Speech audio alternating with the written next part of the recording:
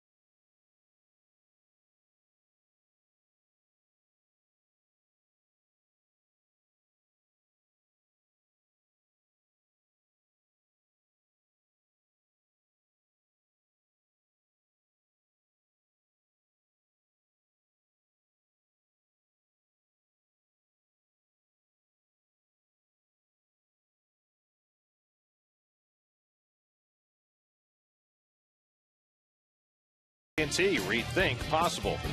By Acela, take off. By Bob's Discount Furniture, proud to be the furniture store of the New York Mets. And by Audi, truth in engineering. T-shirt Tuesdays are here. For every Tuesday home game this season, you can score both a ticket in the left field landing and a limited edition T-shirt for just $19. The first T-shirt Tuesday game is this Tuesday night against the Dodgers. Act now. A limited number of tickets are available. Visit Mets.com or call 718-507-TIXX. There's your Mets upcoming schedule presented by Ridgewood Savings Bank. You can listen to every Mets game on Sports Radio 66 and Sports Radio 101.9 WFAN. Mets return home tomorrow to start a 9-game homestand. Matt Harvey against Steven Strasburg as the Mets and Nats meet for the first time this year tomorrow night. Then the Dodgers and the Phillies on what should be a very challenging homestand for the Mets. And at least initially, a whole lot warmer than what they've experienced here in Colorado. Hoping to get it to freezing by the end of the afternoon. That would be an improvement. First pitch coming right up.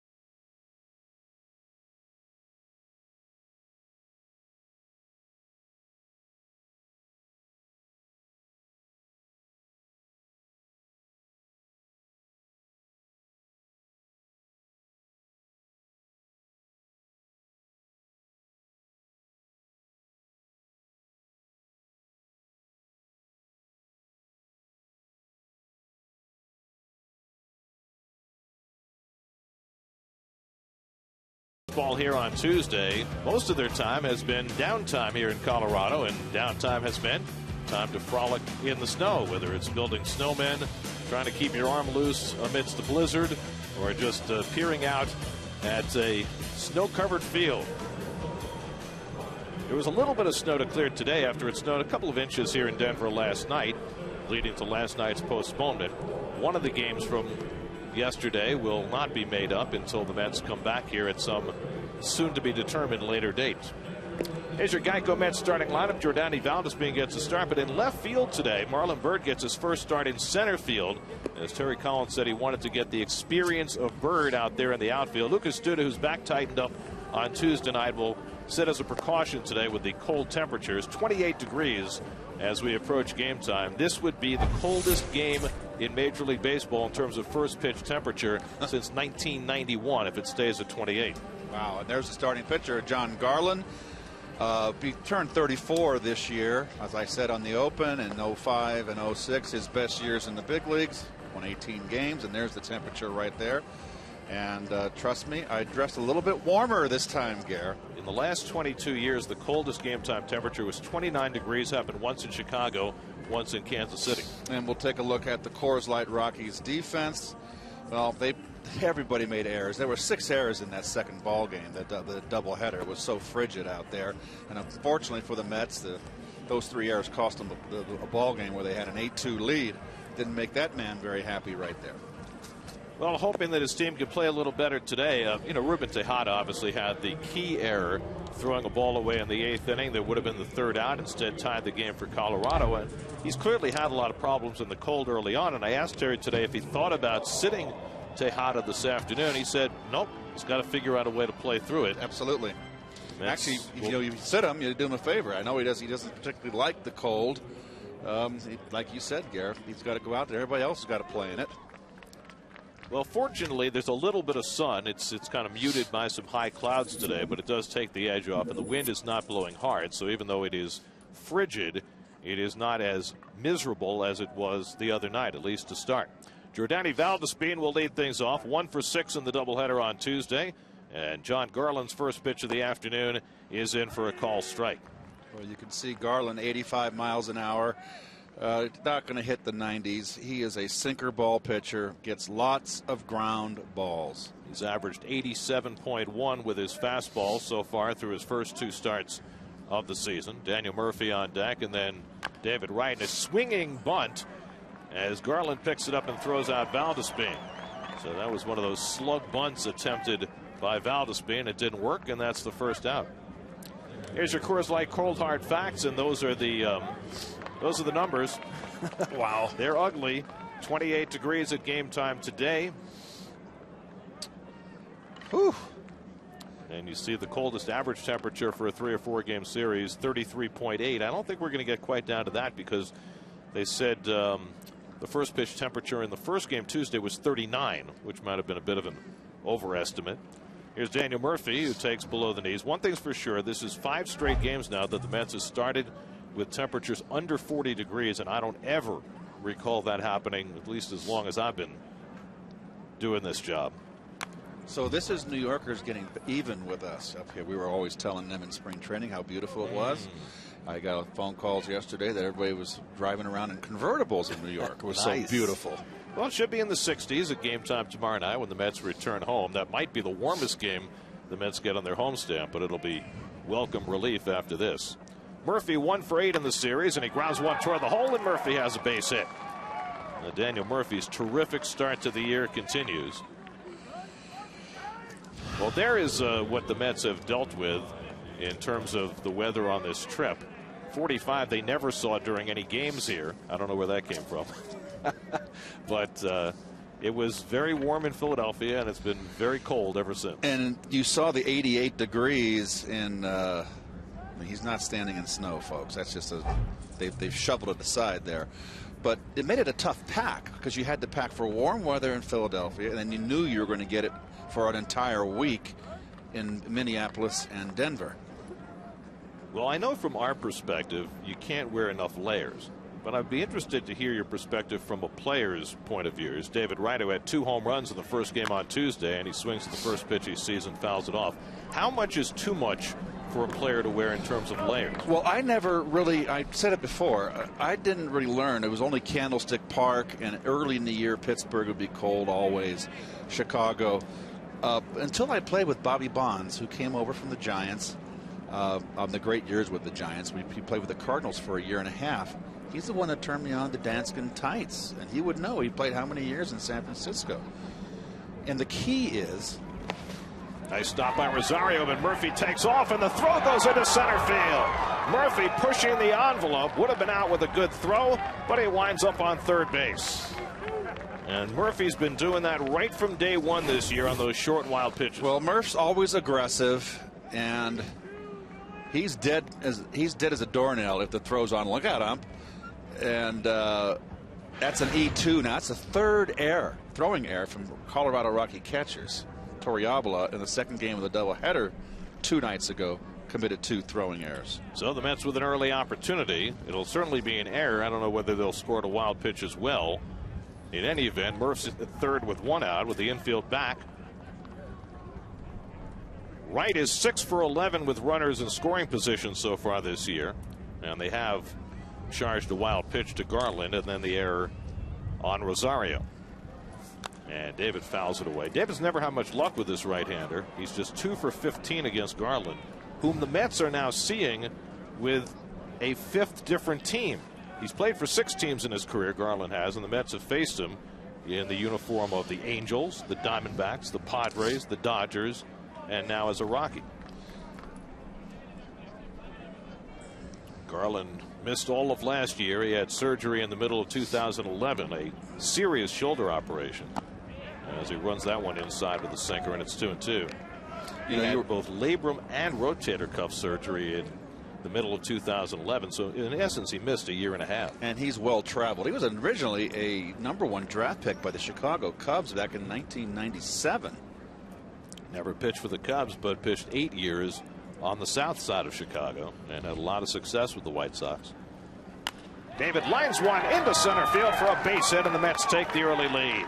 Murphy comes in to score. David Wright with his 13th run batted in, and it's 1-0 New York. Well, David right now is feasting on that ball downstairs, and he's playing it the other way. They want to come in, and it's got too much plate, but that's inner half, and he's still able to drive it the other way. That's been his focus right now, the right center field, and I always like it when he's in that frame of mind. Well, he's always thrived in this ballpark. 385 lifetime. He adds to that. Now Ike Davis, who could use some thriving. Ike has gone 10 straight games without a run batted in.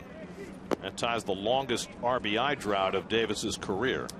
1 for 5 in this series, 2 for his last 19, and both of those hits, one in Minnesota and one here, have both been little flares to left field. Yeah, it's off the end of his bat there for the Snivels. So much the same as last season with Ike, jumping too quick.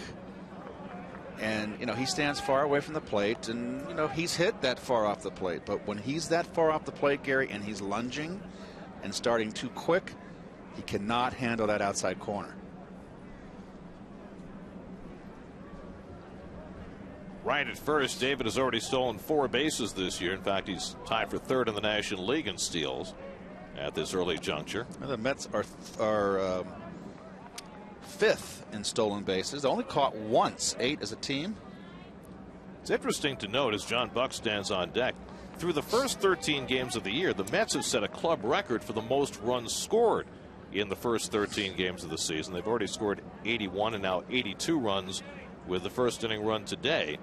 What's troubling about that is that they've set that club record for offense, and yet they're only 7-6. Well, that second game with a doubleheader was a crusher. 8-2 late, and you don't win that ball game. That's a difference. You're 8-5. Davis takes the breaking ball down, and of course they had a pair of 2-run leads in the first game of that doubleheader as well. Yep. But that was a very poorly played pair of games for the Mets. The bullpen struggled. The defense was very poor, and so they let a couple of leads get away. Cost one relief pitcher his job for the moment. Here's the 3-0, and Davis swinging 3-0, fouls it back. Yeah, why not? I like that move, Gary. Sorry to interrupt there. Terry Collins put the hit sign on. Try to get him going. Maybe get a fat one and hit it out of the ballpark. What do you think of the blue tops? You like them? Oh, I'm very much in favor of the blue tops. I like them. It's such a pretty blue. Perfect for a spring afternoon. There goes Wright. Hit to the second baseman Rutledge. His only play will be to first. So with Wright in motion, the Mets stay out of the double play. Right now it's second with 2 out. The Mets have scored only 1 fewer run than the Rockies, and they've played 1 fewer game than the Rockies and 2 fewer games than the Reds. So in terms of runs per game, the Mets lead the National League. Well, you know what? They don't strike out. The Mets have struck out only 100 times as a team. That's fourth least. They're second in batting average. They're second in runs, as we just showed you. 5th in home runs. This is what I like. They're second in on-base percentage. And 3rd in slugging, which I think is the most surprising piece of that. And this guy has a lot to do with it. John Buck, 6 home runs, 19 runs batted in. 2 for 5 in the doubleheader on Tuesday. And you wonder, for a guy like Buck who's been playing every day, does the time off help or hurt when he's in this kind of a hot streak? It can't be helpful. When you're in a groove, you want to play. And even when you're in a slump, you want to get out there and try to find a rhythm. It's not good. And Buck's value to the Mets rose even higher today with the news that Travis d'Arnaud got hurt in Las Vegas last night. d'Arnaud had a foul ball go off his left foot. He suffered a non-displaced fracture of the first metatarsal, which means the big bone that leads to your great toe. He's going to fly back to New York tomorrow and be examined further, but you have to figure it's going to be a while before d'Arnaud can get back in the lineup, which you presume will probably push back his arrival date at least somewhat. That's his third, pretty serious injury in his young career. Had the knee problem last year while in the Toronto organization that cost him the last couple of months. And Garland wanting no part of Buck, it would appear. Now 3-0. There's d'Arnaud, who got off to a pretty good start in Las Vegas this year. You see the on-base percentage. That's a young season. It's unfortunate. Well, what you hope is that it's, 3 weeks a month and not something greater than that d'Arnaud has to sit out. But we'll know more after he sees the doctors tomorrow. 3-0 to Buck with Marlon Byrd on deck. You give him a hit sign. Why not? And he takes a strike. It pops out of Rosario's mitt, and that allows Wright to go to third. Jeez.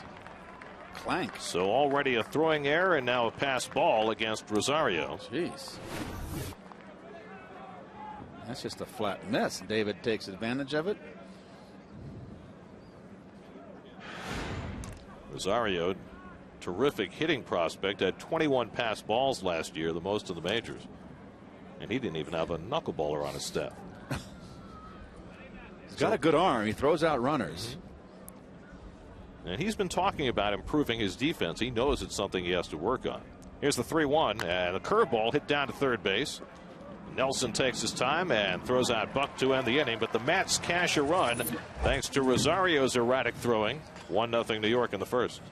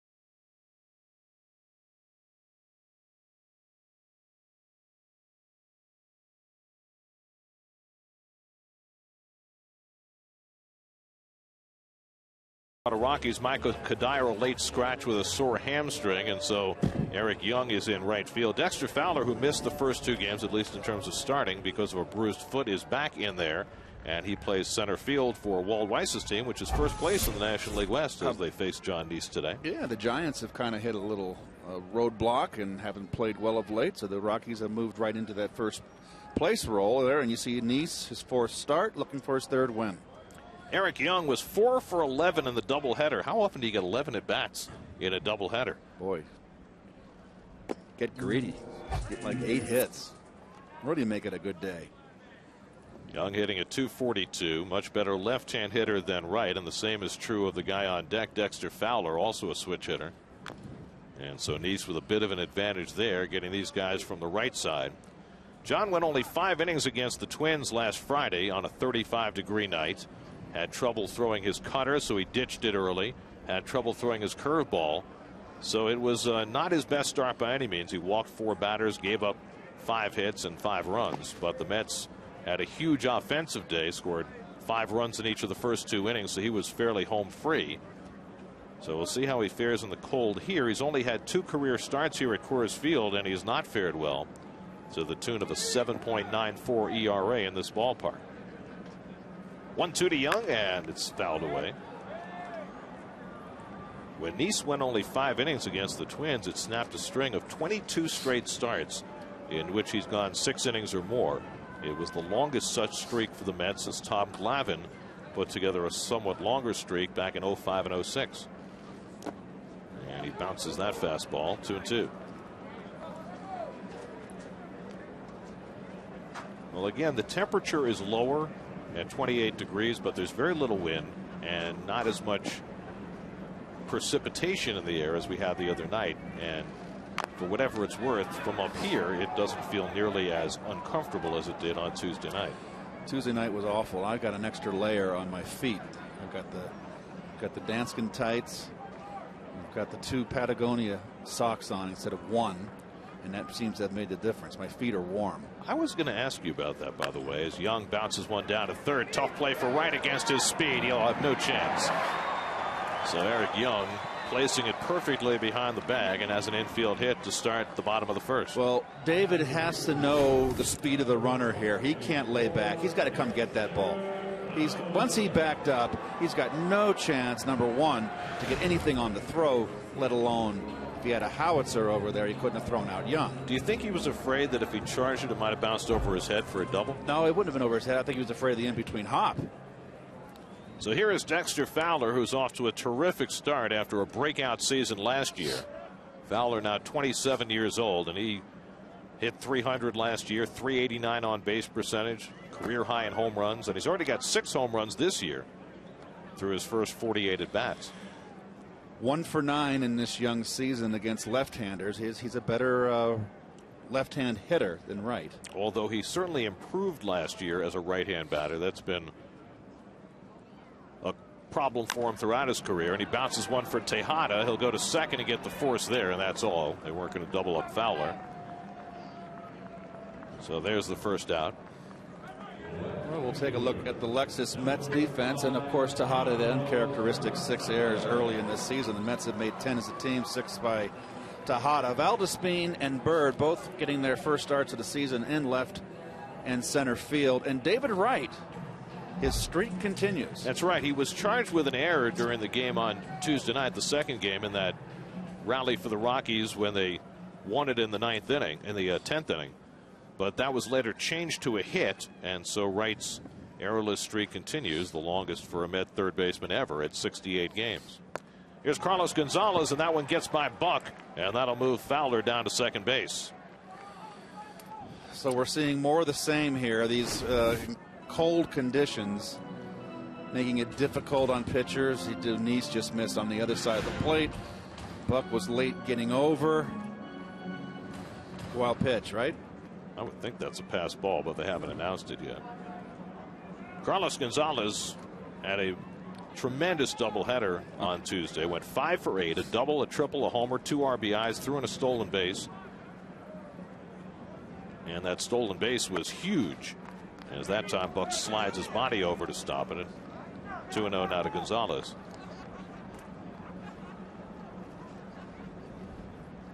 Troy Tulowitzki waiting on deck. Nice is struggling with his grip again. He's not happy. He's gonna have to battle through this. And the breaking ball lined into left field, a base hit for Gonzalez. Fowler will come around to score the tying run. So Carlos Gonzalez picked up where he left off on Tuesday night. His RBI single ties the game at 1. So much for that stream pull on Carlos Gonzalez. And this is when I like him best, a lot like Wright. He tends to pull too much, and he's the best hitter, one of the best hitters in the game when he goes over the shortstop's head in the left center field. Hits the ball where it's pitched. Maybe it's because the Mets are starting a lefty today, but they didn't put the shift on against Gonzalez. And it was interesting because after the doubleheader on Tuesday night, Carlos was asked about it because most teams don't put on the full shift against him. And he said, I am perfectly happy to get base hits to left field all day. And he can. To which Terry Collins said, I'll give him base hits to left field all day as long as he doesn't hit the ball out of the ballpark. Well, it was one situation that cost the ball game. When that ball, he was a part of an inning that the two-run inning, even though it was unearned runs with the error by Tejada, nevertheless, he was in the thick of things.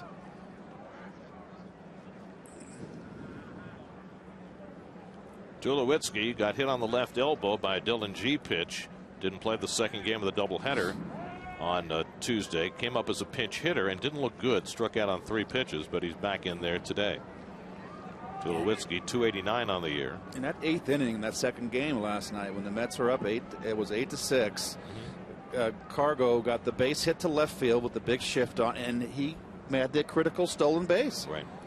And the Mets totally ignored him, and you know, if you're Bobby Parnell in that situation, you have to at least give him a look, throw over, step off, something to slow him down. Instead, he didn't look at him at all, and that winds up being the tying run. And he steals second base, and then the ground ball to Tejada, which he would have been able to step on second base for the force out. He had to make the throw it away.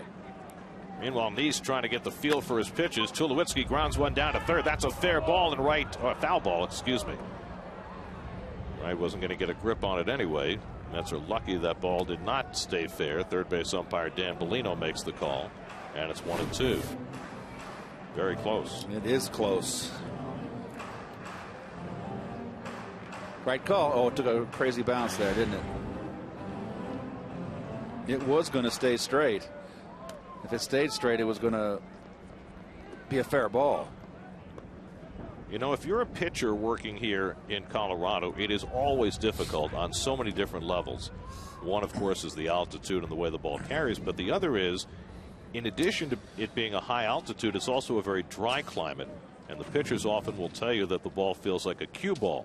So now you add in 28-degree temperatures, you can imagine how difficult it is for a pitcher to get his grip. Of course. And the fielders out there, too, but at least the fielders can put your hands in your back pocket. We had a good shot of Kadir last night with putting his hands in his back pocket. You can get some hand warmers in there. Pitchers out there, he's throwing a lot of pitches. Hands are cold. Tulowitzki pops one up. This should stay in play for Ike Davis. And Ike puts it away for the second out. So Tulowitzki retired. So 2 out. Gonzalez still at first, and now Willeen Rosario, whose throwing error contributed to the Mets' run in the top of the inning, will now set himself in to do what he does best, and that is hit. 341, 4 home runs, 11 RBIs already for Rosario, who had 28 home runs as a rookie last year. So I let this pass earlier in the inning because there was, you know, things going on in the baseball game, and now I'm going to have to wait again to ask you about your wardrobe. Neese makes the play on Rosario. Rockies tie the game on Cargo's RBI single, 1-1 after 1.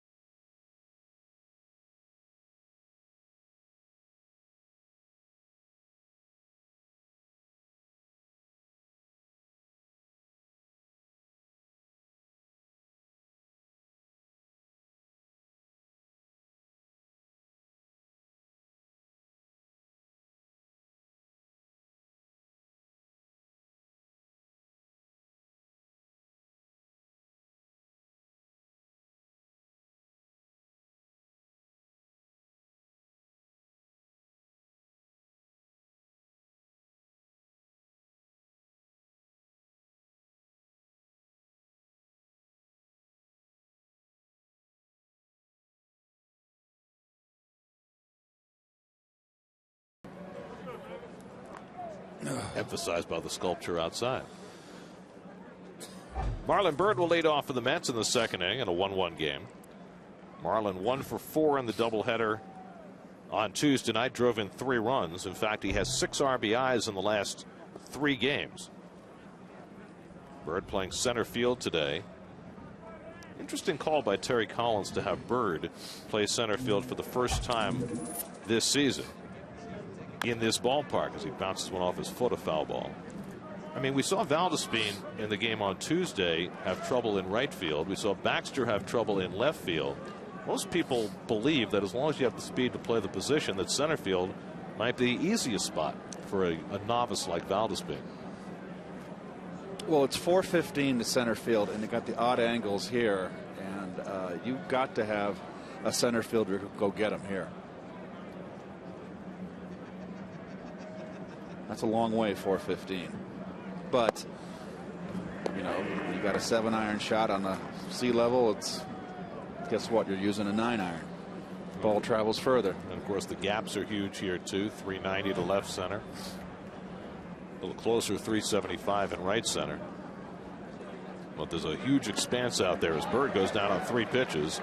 So Garland, who does not strike out many, fans Byrd to start the second. Ball just a sinker inside in a good spot. Right under the bat. That's what that pitch is designed to do. John Garland, for his career, has struck out 4.9 per 9 innings. And among active pitchers who've thrown at least 1,000 innings, that's the second lowest in the major leagues, behind Zach Duke, who's at 4.7. Here's Mike Baxter, and he takes a strike. Well, it's an interesting point. Eric Rasmussen, a former Cardinal pitcher and Padre, I played in the minor leagues with Eric. He's now up in Minnesota with the Twins. He is the pitching coordinator, the head pitching coordinator. And Eric lives down in Florida, and we got together and we were just chatting baseball. And he said the hardest thing for these young kids that come up, because they're all coming out of high school or college, they're striking everybody out. Now they're up in a professional level. They're sinker ball pitchers, and you got to get it into their head to get them to put the bat on the ball and put it in play. Give them that sinker with a 6-3 on your scorecard, and it's hard to get it through their heads because they're used to striking people out in the collegiate level or high school. Here's the 1-2 to Baxter, and the curveball is low. Eric Rasmussen, wasn't he the player to be named later? When he first came up, he was Harry Rasmussen. It was Harry. We used to call him Harry, don't call me Eric. No, Eric, don't call me Harry. Excuse me. So we gave him a hard time when he changed his name. And Baxter takes strike 3 call. Fastball on the outside corner. And so just like that, Garland, the non-strikeout pitcher, has back-to-back strikeouts. Sinker away. I think he was looking for a breaking ball. So 2 out and nobody on, and now Tejada. And as Rubin has struggled in the field, he has done well at the plate. 5-game hitting streak, hitting .364 over the 5 games. And just like last year, when he maintained a very respectable on-base percentage, batting leadoff a good portion of the time.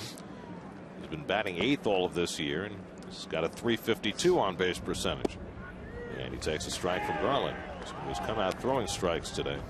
Well, much better inning here for Garland. Struggled in the first with his command. But like Ronnie Darling said, as a pitcher, you always focus and right the ship on the lower end of the bottom end of the batting order. See, I never thought in terms like that, because number one, A, I wasn't a pitcher. And B, we're never in the bottom part of the batting order. I was usually in that top third. It's the lowest you ever batted in a big league. 7th. Did you really? Early in my career, yes, with the Cardinals. But that couldn't have lasted very long. Well, I struggled my first 3 years, but once I got over the hump, they threw me right in the 3-hole. Hit there most of my career, all the time in the minor leagues. It'll be on your tombstone, 3-hole hitter. Tejada drives one to left center, but Cargo moves over to grab it. So Tejada hit it hard, but Garland has himself a 1-2-3 inning. 1-1 in the middle of the second.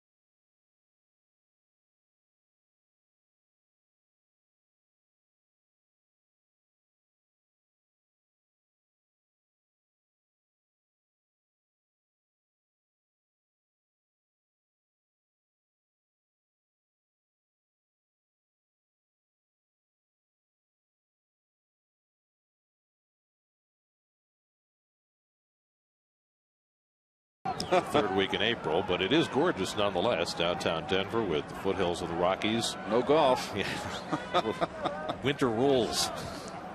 Area City probables for the series beginning tomorrow night with the headline in the first game with Matt Harvey going for his 4th win against Steven Strasburg. And, you know, it was refreshing to hear Matt say that he was really looking forward to it. He wasn't giving you the old, it's like any other game kind of talk. He understands the importance. He understands what he's achieved already this year and the attention that is being paid to the way he has begun the season. And I think he's looking forward to the challenge. Well, when you were a kid, Gare, and did you love it when Seaver hooked up with Ferguson Jenkins? Gibson or, you know, for me, Warren Spahn against Juan Marichal. Now, they're not at that level yet. They haven't played long enough.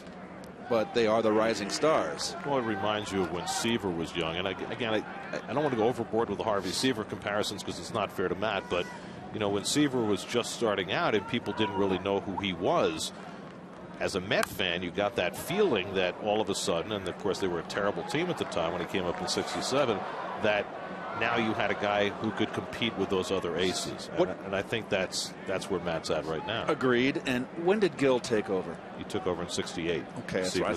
That's what I thought. Helton lines one foul. Todd Helton 1 for 4 in the doubleheader. It wasn't Casey in '67, was it? No, it was Wes Westrom. Wes Westrom, right. You know, another thing, too, about the All-Star game, which I miss as a fan. And, of course, the Mets are going to host the All-Star game. Slow roller, right cuts it off. And throws out Helton. It doesn't run well at all anymore. So the first time the Mets have had an All-Star game since '64. And Johnny Callison's, of course, 3-run home run that won that game for the Nationals was, when we were kids growing up, I wouldn't want to see relief pitchers come in. You saw, okay, Marichal would throw 2, then Jim Bunning would come in, and then Bob Gibson, and then Koufax. That was all great. Right, but the game has changed so much since then. In those days, you know, for the most part, except for the occasional Elroy Face or somebody like that, relief pitchers were lesser pitchers. Now the game has evolved to the point where a lot of times relief pitchers are the more effective pitchers, certainly in terms of working a short stint. And you're talking about relievers in the All-Star game. Well, '64, the losing pitcher in that game was a relief pitcher, the Boston Red Sox, Dick Raditz. Right. Now, but he was the exception in those days, the guy they called the Monster. Down to third base and another chance for Wright. And he throws out Josh Rutledge for the second out. But, you know, now they pretty much balance the All-Star roster between starters and relief pitchers, and even guys who are setup men get a chance sometimes to make the roster. Well, I hear you, and I just would rather see the game's best pitchers, and, you know, just bring, if you're going to have the relievers, only the closers. Right. Well, you know, Mariano Rivera's got to be in an All-Star game. Craig Kimbrell, guys like that. Yes. Chris Nelson drives one into right center. Bird gets over to cut it off quickly and holds Nelson to a single. So there's the third hit off John Neese. Nelson's 2-out hit will clear the pitcher's spot. John Garland will shed the jacket and come on up. I mean, back in the '60s, when if you're talking about, you know, the era where that one All-Star game was played at Shea Stadium, a lot of times the starting players would go 9 innings. Yes. And that has completely changed now, too. Now they try and get everybody in the game. I played 9 innings, one All-Star game, went 0 for 4 in Houston in the Dome with, I think it was after I was a Met. I forget the year that was, and Whitey Herzog was the skipper. So I think it was '86 after they won the World Series. I mean, the National League. Lost the World Series to Kansas City in '85. Right. Brett Saberhagen. The Don Denkinger, what do you pronounce his name? The call? Denkinger, yeah. Garland rips a base hit into left field. So John Garland, not known for his bat, contributes. That's 4 hits now off Neese, and the Rockies have 2 men on.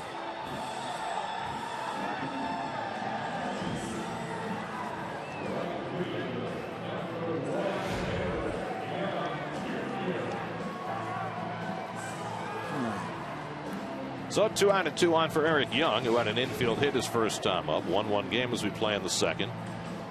So Neese continues to struggle in the cold weather. He's been the guy who drew the short straw on this trip. Gets to pitch twice in the icebox, once in Minnesota and now here in 28-degree temperatures. He'll have plenty of starts in the warmth before it's over. To his right, Tejada. He'll go to third for the force play. He was heading in that direction anyway, and they get Nelson on the 6-5 force to end the inning. So Nice gets through the second, gives up a couple of hits but no runs. 1-1 as we go to the third.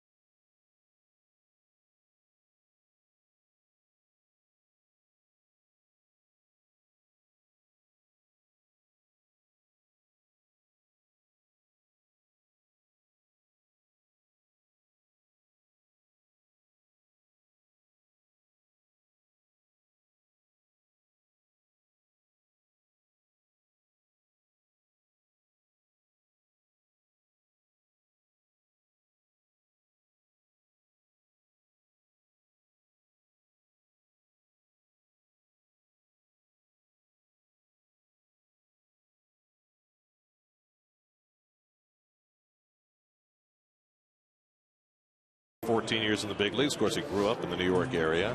Big high school star in Suffern, New York. Former teammate of Ron Darling's in Oakland, and Ronnie raves about Walt as a teammate. Yes, he does. And it's a growing trend. A manager who really has no professional managing experience. His only real experience had been coaching a high school team, and those are the other new managers we've already seen. Mike Redmond, we saw Bo Porter during spring training. John Farrell in Boston has them off to a 10-4 start. Terry Francona resurfacing in Cleveland, and John Gibbons getting the second go-round with the same team in Toronto. Yeah.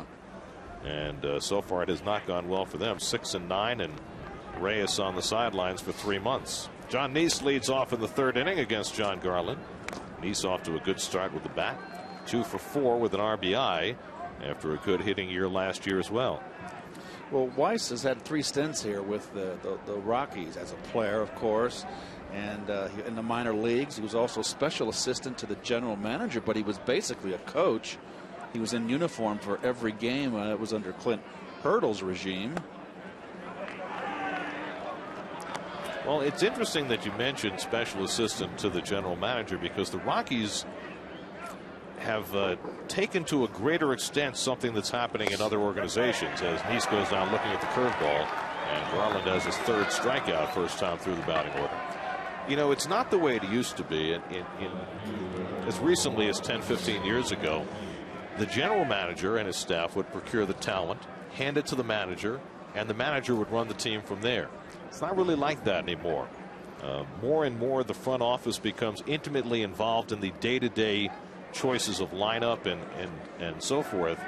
And the Rockies have taken it to the next level. Bill Gavette, who is their major league operations manager, has an office in the clubhouse, which I've never heard of before. I don't believe any other organization has taken it to that extent. What is his position on the club?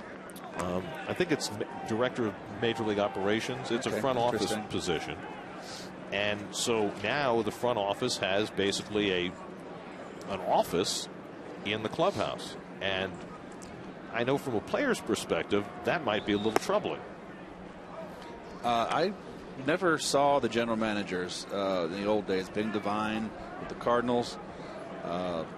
John Claiborne came in later. You never saw them. Frank Cashin, never saw him in the clubhouse. Once a week, once a Valdespine pulls one over the bag and down the line for an extra base hit. It hits the jutting stand, so Young has to go a little further for it, but Valdespine will stop at second base with his first double of the year. Well, Giordani just jumps all over this pitch.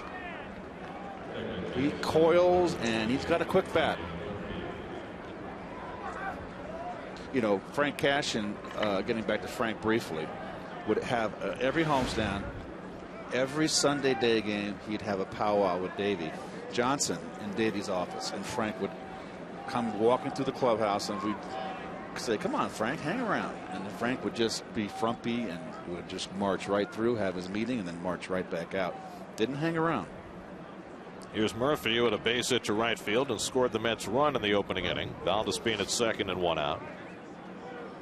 But, you know, in Mets history, there have been some very famous feuds between managers and general managers, and certainly Davey and Frank had their moments where they didn't get along at all. The same was certainly true with Bobby Valentine when Steve Phillips was general manager. They were on completely different terms. The way things have evolved now, that can't really happen anymore, because front offices seem to have a much firmer hand in that clubhouse, and if a manager and general manager don't get along, it's not going to work.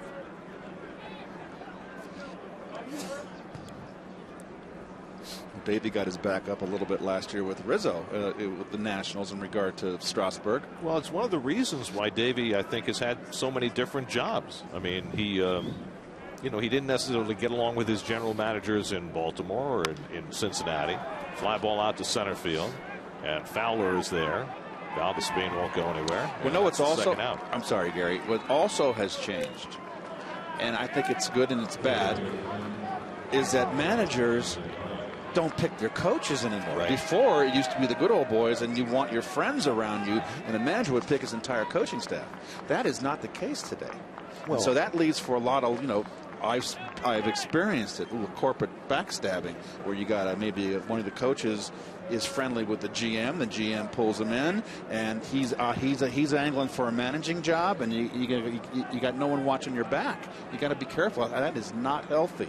It's all part of the same phenomenon, I think, that the front office has a much firmer grip on the clubhouse, for better or for worse. I'm sure that, from a front office perspective, they feel as though they're building a team a certain way. They want to run a certain way.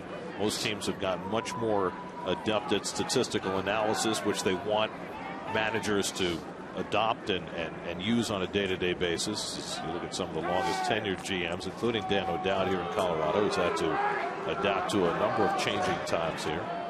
But you know what I mean? I think that the advent of general managers, who in some cases are not former players, they're much more corporate and more statistical oriented, and are trying to create an organization that speaks with one voice. David Wright grounds one down to third, and Chris Nelson will make the throw across the diamond, and that retires the side. A double and one left. We're in the middle of the third now in Colorado, with the Mets and Rockies tied at 1.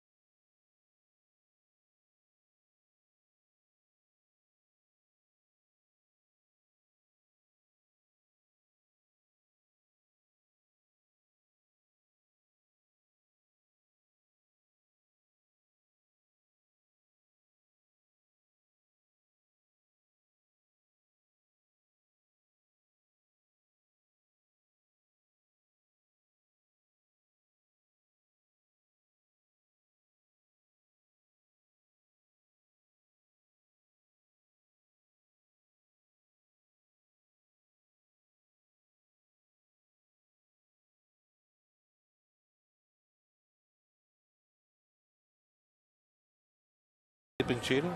Looks like my cat Haji all balled up there. I'd like to see him run. He's unfortunately they haven't got a long enough track for him. I feel sorry for him. I would love to see him in the free, in the wilds. He runs faster than a lot of horses I've supported over the years. Dexter Fowler leads off in the home third inning. Fowler reached on a fielder's choice and scored the Rockies' run in the first inning. Fowler, one of those Atlanta area players that the Braves did not get their fingers on, from Milton, Georgia. And he fouls it back, nothing in 2. Braves finally lost a game yesterday. Got shut out by the Royals 1-0. Wade Davis. After they had won 10 in a row, which is all the more remarkable when you think about who the Braves don't have. Freddie Freeman hurt. Right. Jason Hayward not hitting. Christian Martinez is on the DL too on that bullpen. He's an important cog. And Johnny Venters. Yep.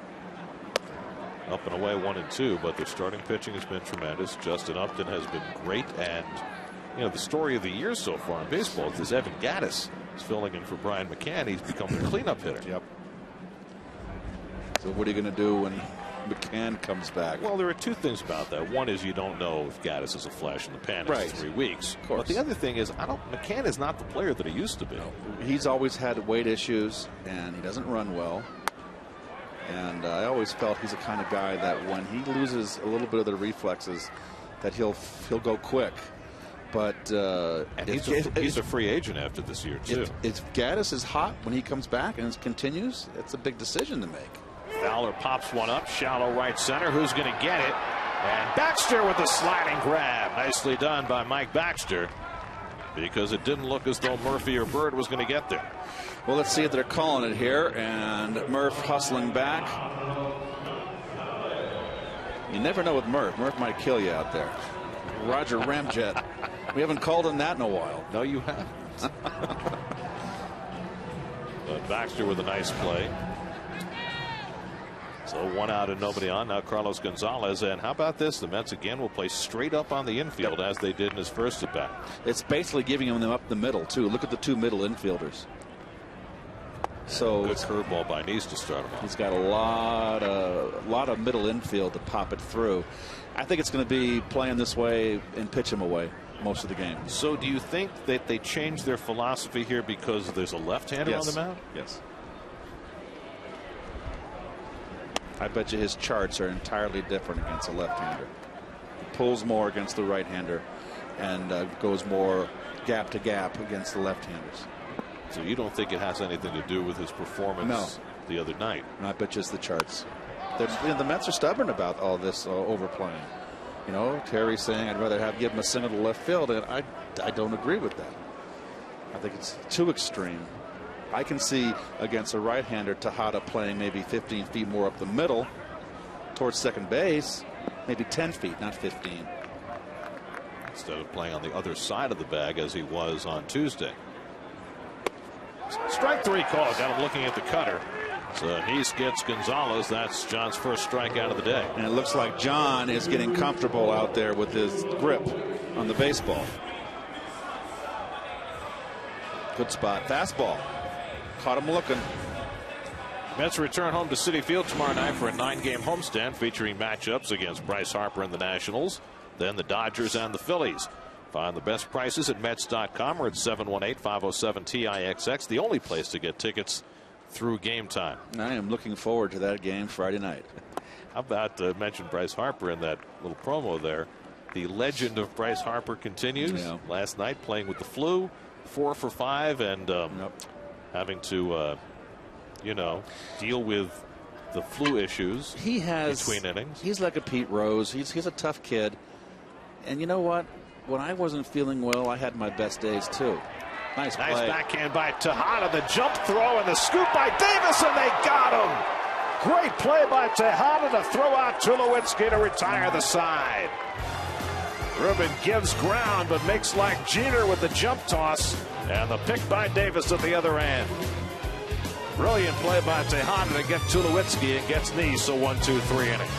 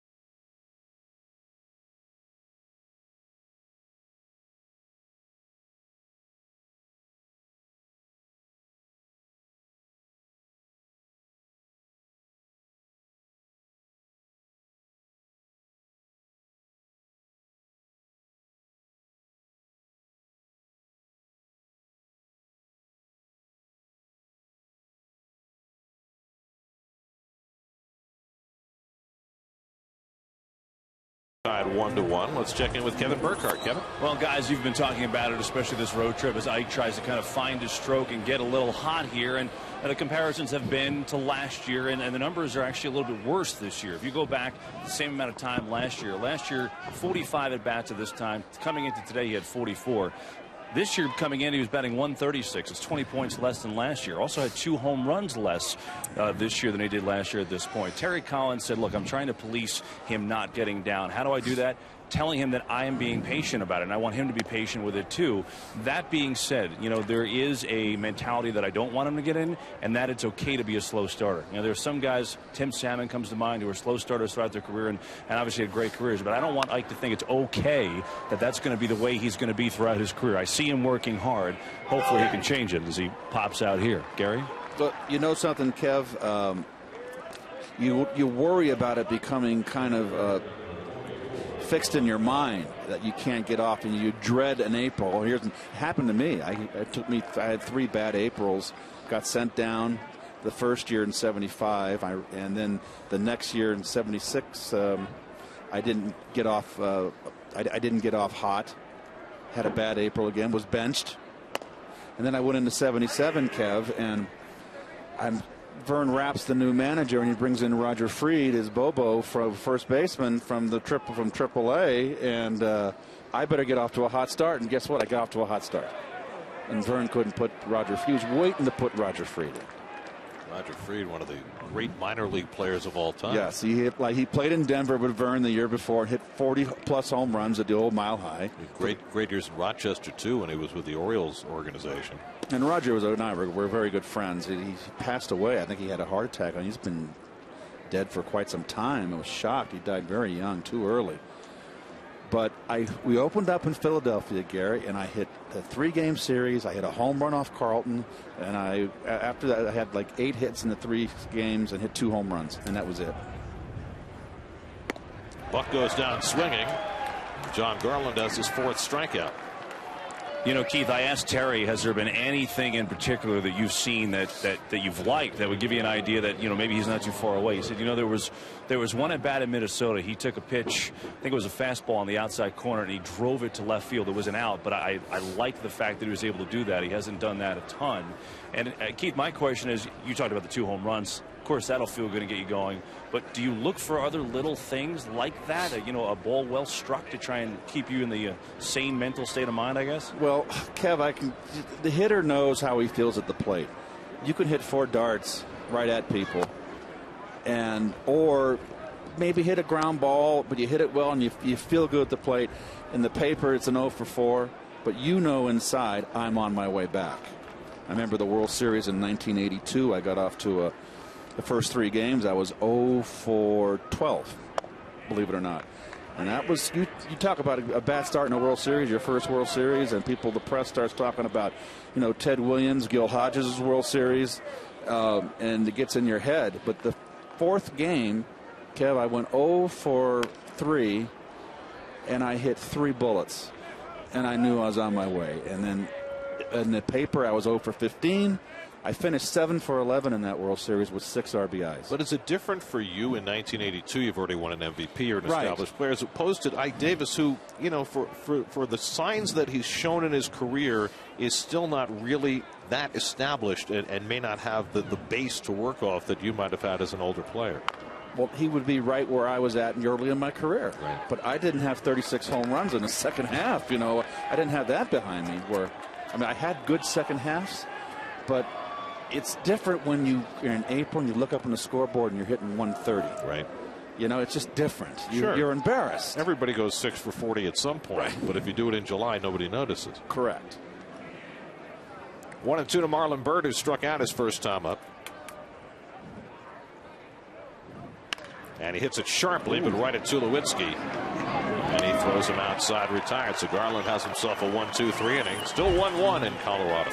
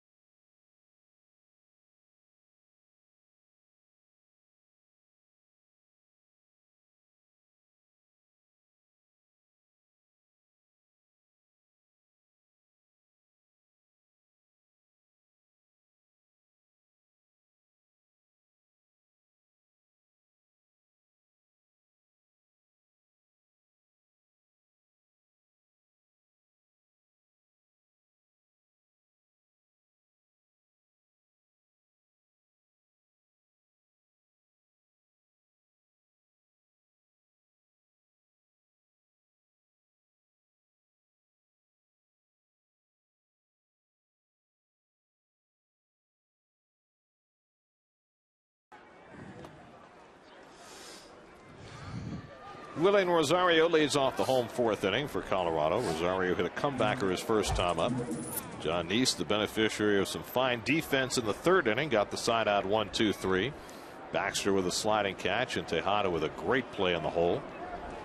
And Rosario fouls it back. He has not seen many pitches he doesn't like to swing at. He takes a healthy rip at the ball. Hit 28 home runs last year. It's a Rocky record for catchers as a rookie. That's outstanding. 4 so far this year, hitting a well over 300. But he strikes out. He got 13 Ks, does not walk. Only 2 walks this year and not many last year. 2-1 to Rosario with Todd Helton and Josh Rutledge to follow.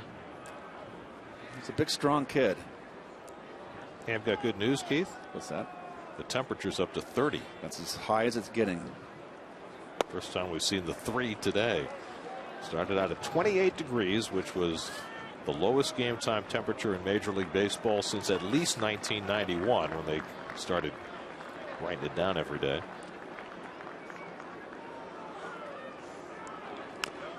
And Rosario fouls off a 3-1 pitch that is not in the middle of the strike zone. 3-2. Cutter. Would have been ball 4. Yep. It's nice to see Neese has a little better feel for his cutter today, which he certainly did not have, and he ditched that pitch in Minnesota last Friday.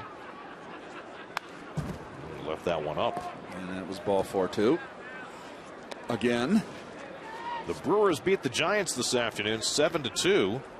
So Milwaukee sweeps that series from San Francisco. Giants got off to the great start, but they're now 9-7. Matt Cain got beat up again today. That's strike 3. So 3 times in a row Neese tried to walk Rosario and he wouldn't let him. Second strikeout for John. Christmas early. Most of the weather for Christmas.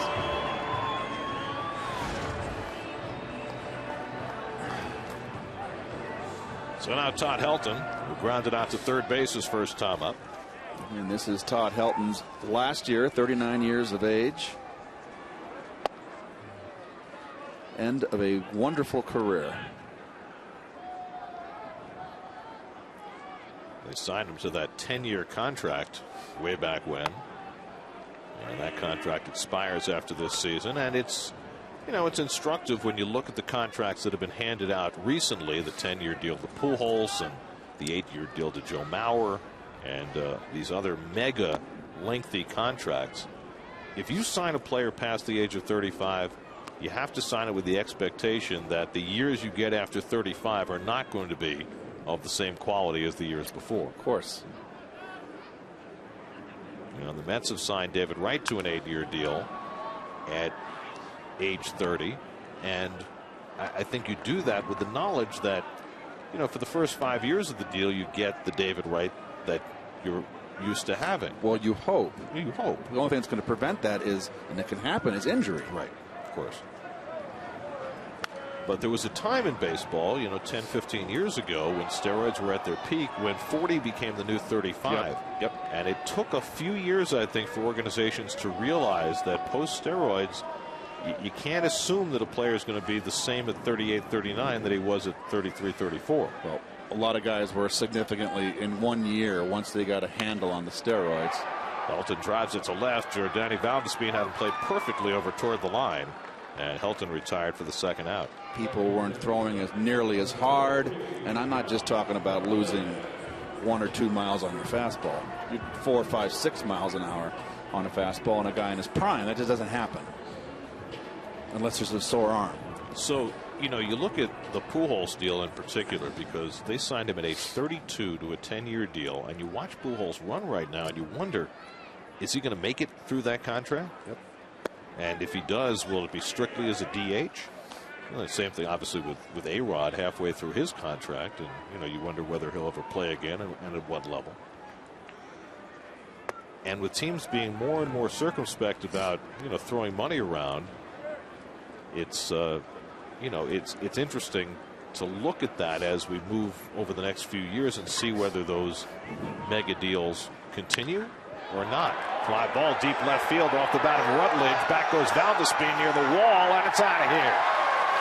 Josh Rutledge with his second home run of the year gives the Rockies a 2-1 lead.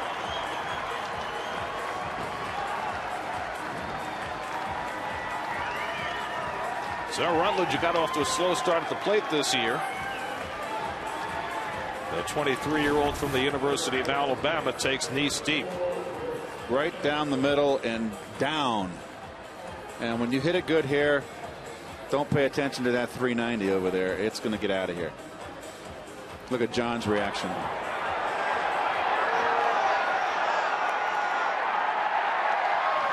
Second home run Nice is allowed this year. And Chris Nelson takes a curveball for a strike. Well, remember last year, Nice gave up a lot of home runs to right-hand hitters. Nelson drives one out to right, and Baxter's right there waiting for it. That retires the side, but not before the Rockies take the lead on Rutledge's second home run of the year. 2-1 Colorado after 4.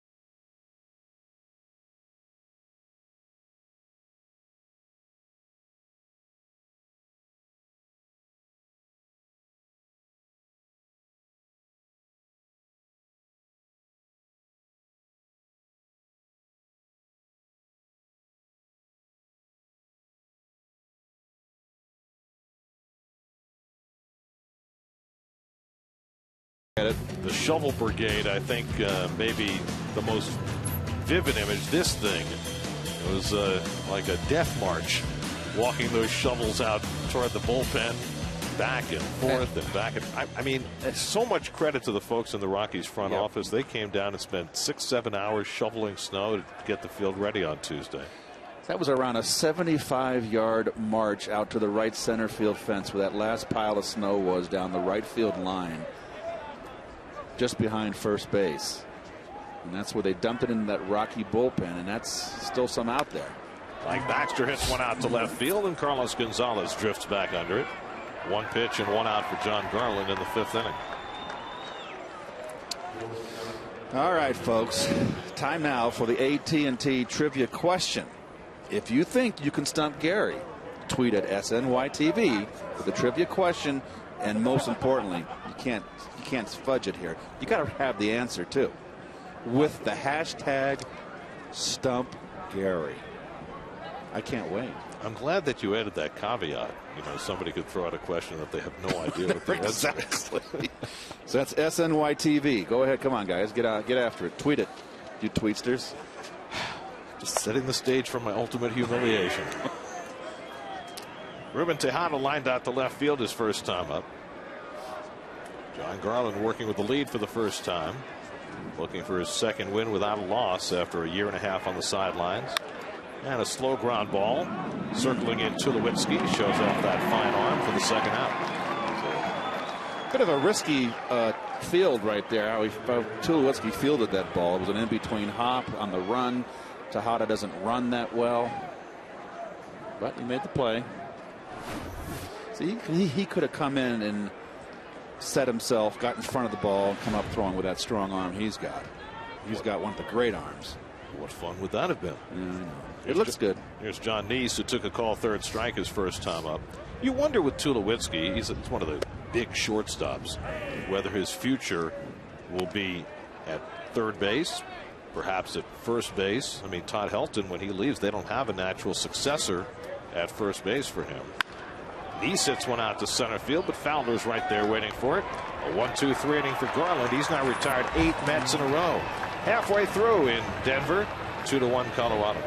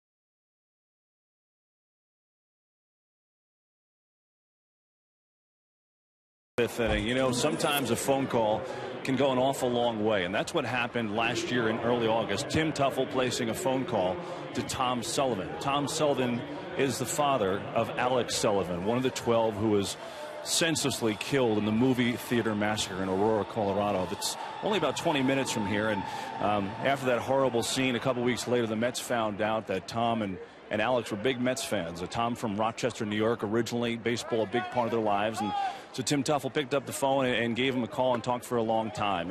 And Tim extended the invitation to come out and catch a game, and that's what Tom did today. He was out here on the field with Tuffle before the game for a while. He and his daughter Megan just talking baseball, talking about the Mets and what it meant to their relationship. You know, Tuffle said you could tell that the game and being at the ballpark was a huge part of their relationship. But, you know, it's a nice thing for sports to come through in a way like that, just to ease the pain a little bit as Garland tries to bunt, and Nice will throw him out, and there's one down. So Tim Tuffle spending some time today. I asked him about that relationship and what it means to him to try and have a little happiness there, if you could. Being a Mets fan and his son being a Mets fan at the time of his death, I think he grabs a hold of something like this, an event like this, coming in here and seeing some players and being out on the ball. It gives him some peace, gives him some remembrance of his son, and if we can give him a little piece of happiness, you know, that's what this is all about. Alex Sullivan, guys, died on his 27th birthday that night. Just a horrific scene. And the Mets, by the way, have asked Tom to come out and catch a game at Citi Field, so hopefully he can do just that. Guys? There's no way you can undo the hurt and the loss, but it's amazing what sports figures can do just to make things a little bit better. And Timmy's that kind of guy. He's really a sweetheart and caring guy, and not the least bit surprised that Tim reached out. And that's just the way he is. And I'm not just saying that. Here's Eric Young, and he takes a strike, 2-1. Well, unfortunately, there have been far too many tragedies to have to deal with in this country over the last number of months. Past the mound, and Murphy on the backhand can't make the clean play, and Young is safe at first base. Now that should be a home book base hit. Merce had some trouble with the glove here in this series. That's probably the cold. Not sure who's going to throw out Eric Young anyway, and they do give him credit for a base hit. That's a home booker right there. So Young now 6 for 14 in this series. He's aboard with 1 out. And Dexter Fowler, the batter. Fowler hit a pop fly into shallow right center that Mike Baxter made a sliding catch on in the third. 0 for 2 on the day.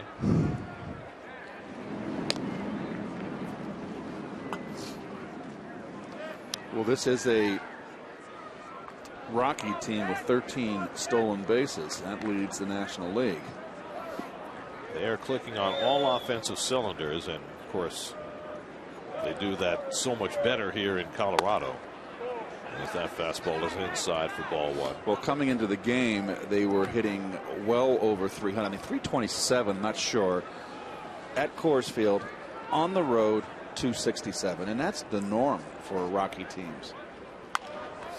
Fowler drives one foul down the right field side, and it's 1-1.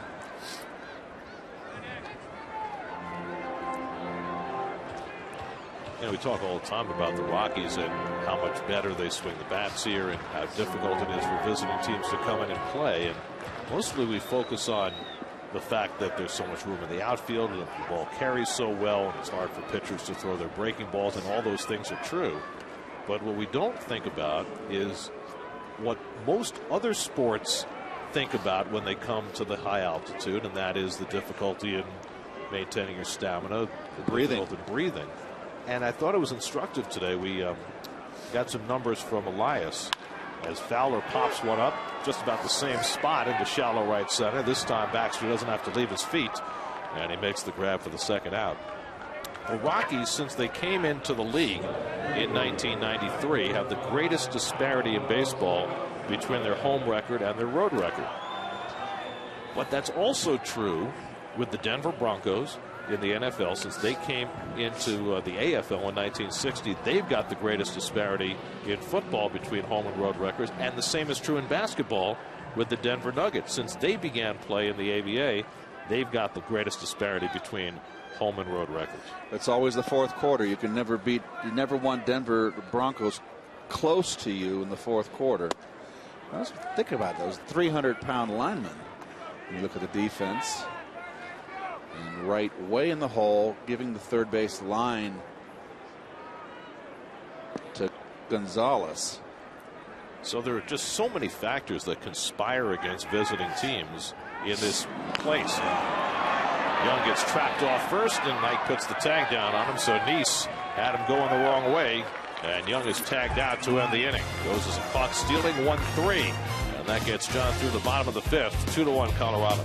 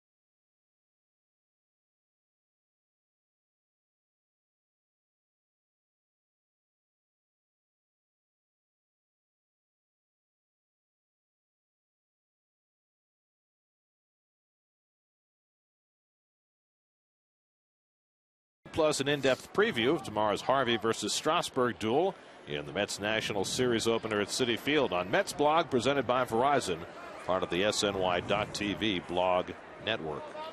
Here's your sixth inning recap presented by your Tri-Honda dealers. Mets got a run in the first on a David Wright RBI single, but nothing since against John Garland. Josh Rutledge's home run has put Colorado in front. Garland has retired 8 in a row as he faces Jordani Valdespin to start the sixth inning. And Valdespin takes a slider for a strike. Valdespin has one of the Mets' 3 hits and their only extra base hit. He doubled down the right field line with 1 out in the third. He's retired 12 of the last 13, Garland. He had a little hiccup in the first inning, but he's found his rhythm.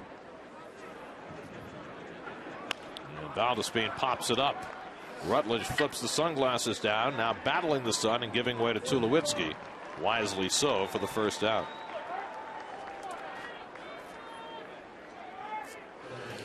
So 1 out and nobody on. Now Daniel Murphy comes up. Murphy scored the Mets run after singling to right in the first. A single, a wild pitch, a throwing error by the catcher Rosario, and then David Wright's RBI hit got the Mets on the board. But the Mets have been able to do little since against a pitcher who missed 1.5 years with shoulder problems, shoulder surgery. And Garland making his 3rd start and looking good. Most pitches that Garland has thrown this year is 88. He's only at 61 right now, working with 1 out in the 6th.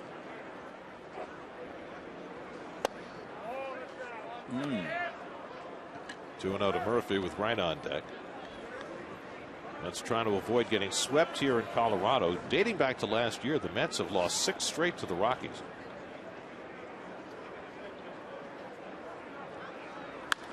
Line the other way, and then Murphy has his 2nd hit of the day. Gonzalez over to cut it off. Murphy's trying for 2. Gonzalez has a good arm, but Murphy beats it to second base. So Daniel Murphy with another extra base hit, his 10th already this year. 7th double, goes right with it. Gets ahead 2-0, hitters count. You don't, a left-hand hitter, you don't want to try to pull sinker baller.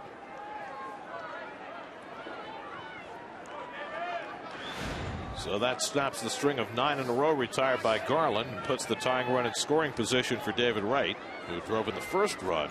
Murphy with a base hit to center field in the first.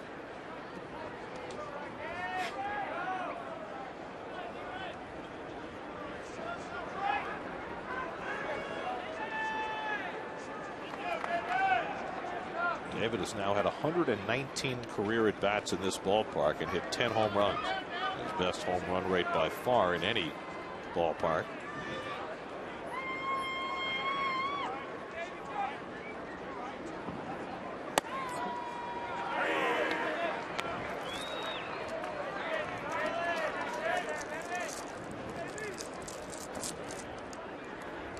The Mets 1 run and 4 hits. The Rockies 2 runs and 6 hits. We're in the 6th.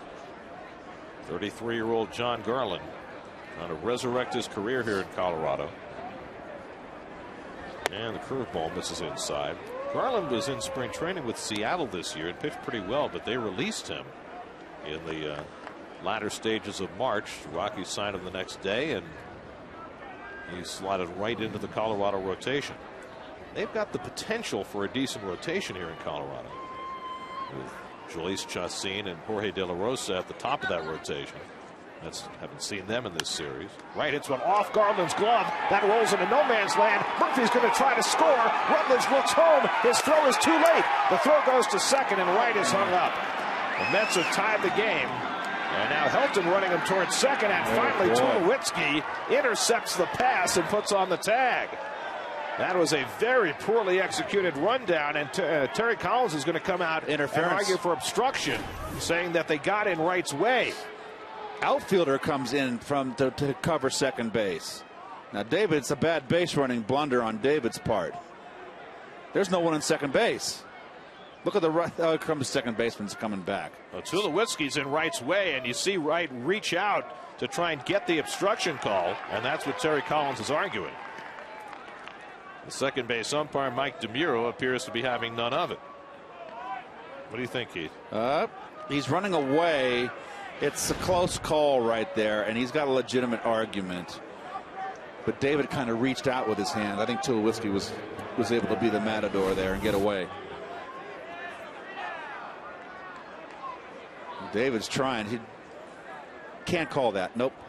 Umpire made the right call. So it's an RBI single for Wright to tie the game. Then 4-2-6-3-6 the play on Wright at second base. So Ike Davis bats with 2 out and nobody on and takes a strike. So David with 2 RBI singles today. That one off the pitcher's glove. A fortunate bounce for the Mets, and then unfortunate base running leading to the out. I don't think Rutledge, when he first picked that ball up, had any idea that Murphy was trying to score. That was a nice hustle. That's a nice take. You get an RBI like that, you take Murph out to dinner. Thank you very much. Davis swings over the breaking ball, and it's 1-2. Ike is grounded to second and fouled out to third as his troubles continue.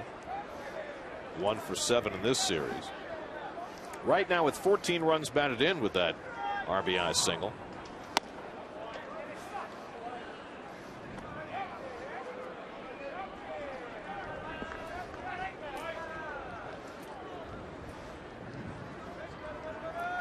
Two, and he misses away with the fastball. Full count to Davis with John Buck on deck. And might I add on that play too, that was all Tim Tuffle. Remember now, Murph's back is to the play.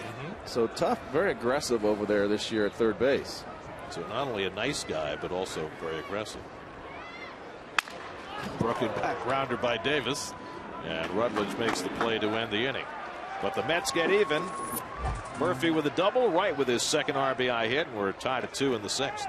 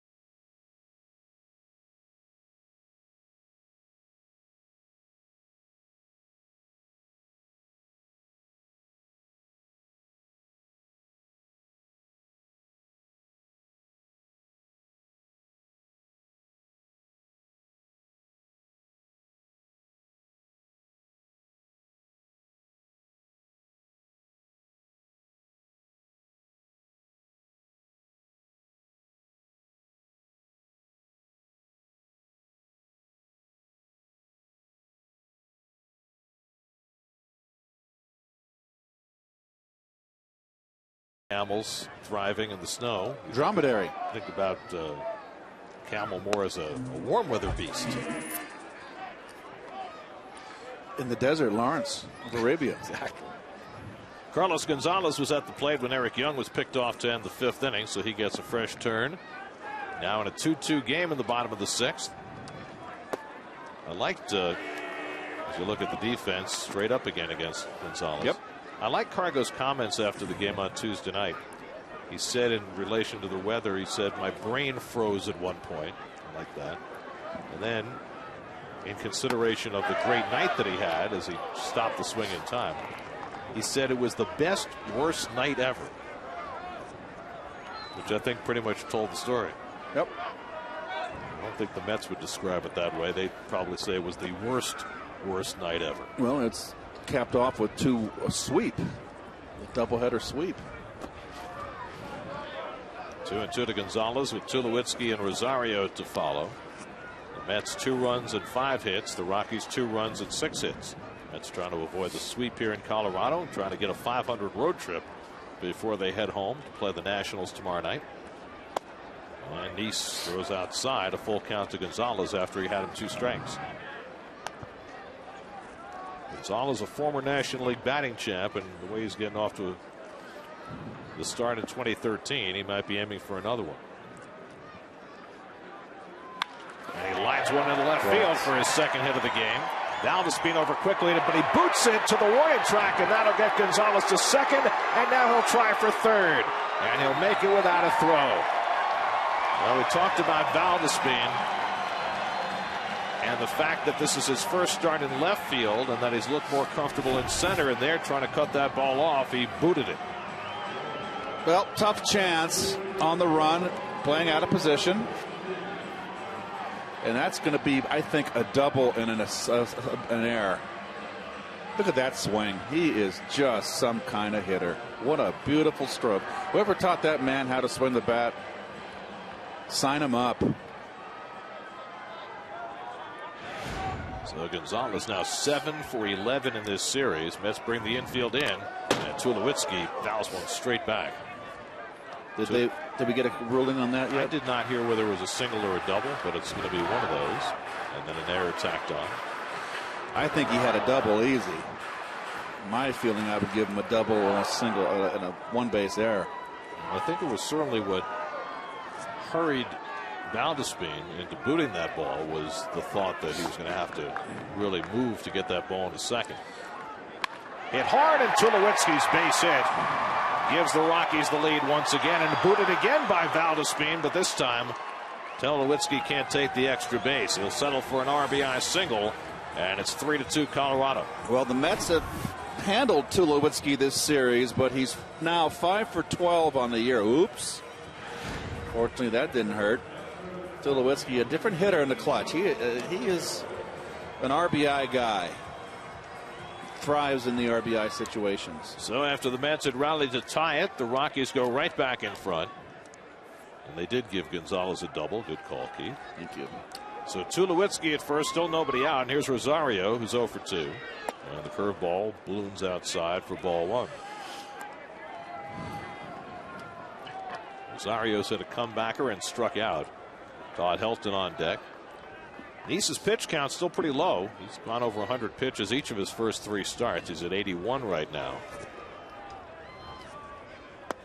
I think Valdespin's inexperience in the outfield showed there. I mean, it was he ruled it a double because even if he fielded it cleanly, he had no shot to throw out Gonzalez at second base. So make sure you field it so he doesn't advance to third. But that's just an experience. Rosario double play ball right to Tejada. Murphy with the turn for the easy 6-4-3 double play. Well, Nice really needed that. 2 out and nobody on. Let's check in with the studio. Gary Apple has this game break.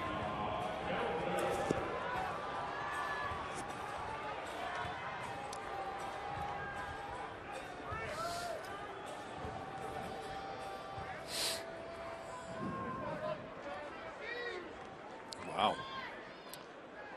Thanks, Gary. Here's Todd Helton. Giovanni Gallardo also had a home run in that game for the Brewers. Rough week for Gallardo. Off the field, arrested for DUI, but won the game today and hit a home run. Well, I've noticed early in the first homestand of the year, in my long trek up the LIE home after a ball game, there's been a lot of highway patrol and Suffolk County Police patrolling. Helton lines one just over right's glove. And Todd Helton has his first hit of the afternoon. Third hit of the inning for the Rockies, and that double play looms large right now. 9th hit for the Rockies. Mets bullpen is quiet. Mets made a move with their bullpen after the doubleheader on Tuesday. They sent Greg Burke down and brought back Jeurys Familia, who had made 1 appearance for the Mets earlier this year. Mets figured they needed a fresh arm after 4 different pitchers worked in both ends of the doubleheader on Tuesday. That's pretty unusual. There's Josh Rutledge, whose home run gave the Rockies a lead in the 4th inning. Well, one of the mistake by Nice. And there's his reaction. Second home run for Rutledge. Ball that wanted to get inside, stayed over the middle. There's the same pitch, but he got it in.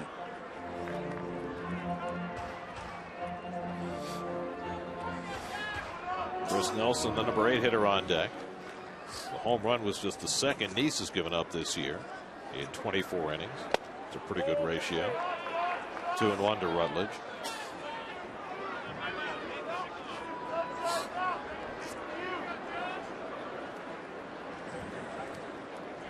You can tell what kind of day it's been for Nice in that he only has 2 strikeouts over 5 2/3. And now behind on Rutledge, 3-1. He hasn't walked a batter, which is a good sign. His walks were way down last year, and this year, in a small sample, his walks have been up. Serving up more ground balls this year. It's true, too. And there's ball 4, so there's the first walk of the day issued by Nice. So a double, 2 singles, and a walk in this 6th inning. And now 2 men on for the number 8 hitter Nelson. First, Dan Warthen's going to pay a visit to the mound to take Nice's temperature up to 91 pitches on the afternoon. It started out at 28 degrees at game time. Coldest game time temperature in Major League Baseball in more than 2 decades. We're at 30 right now. Fortunately, the wind has stayed just about calm today. And bright sunshine for most of the afternoon has made it more comfortable on the field.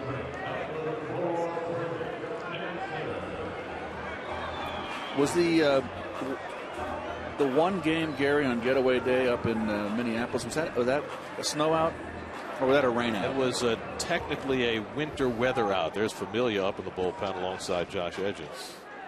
It wasn't technically a snow out, but the 2 postponements here were both certainly snow outs. Here's Chris Nelson, and that cutter misses from Nice, ball 1. The Mets had not had a snow out since 2000, which was actually at Shea. They were scheduled against the Dodgers in early April and had a snow out, but now they've had 2 in 3 days here. Nelson is singled and flied out, 1 for 2. And the curveball drops in for a strike, 1-1. Big batter for Nice, trying to keep this a 1-run game. Short sleeves, huh? Must be nice in the sun. How about those Minnesotans up there? They were frolicking in that weather. It's like the middle of June for them. Helton at second, Rutledge at first with 2 down. 3-2 Colorado in the 6th. Now the 1-2 just inside, and it's 2-2 to Nelson.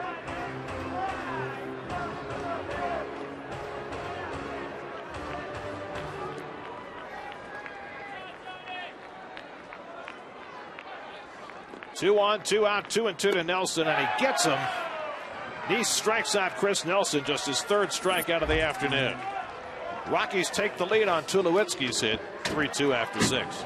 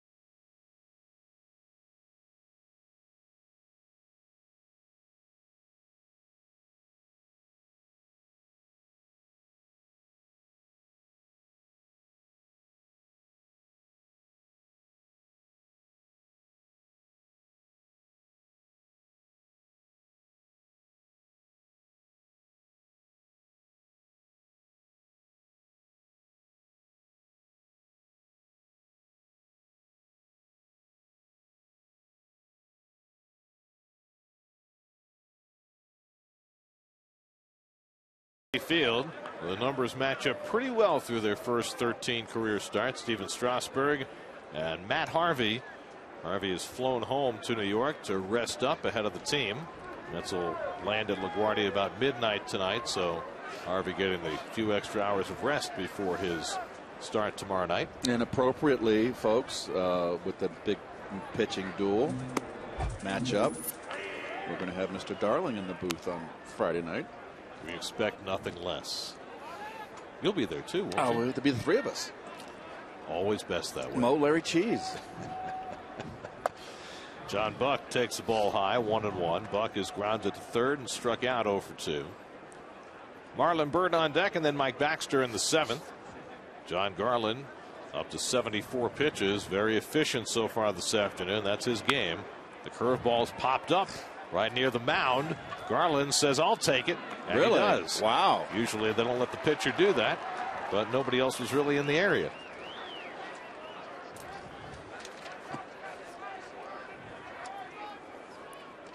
Sunday, the Rivas saga continues. Find out the latest status on the Jets star cornerback, plus a game-by-game breakdown of Gangrene's 2013 schedule on Jets Nation Sunday at 7 only on SNY.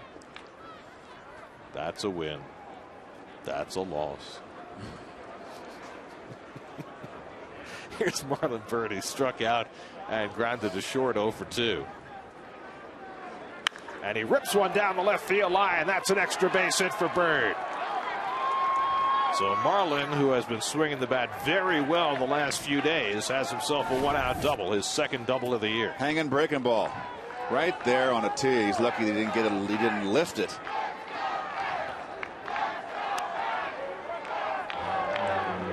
Mets are in business. So the Mets have the tying run in scoring position again. And now Mike Baxter will try and get him in. Warm-up action begins in the Colorado bullpen.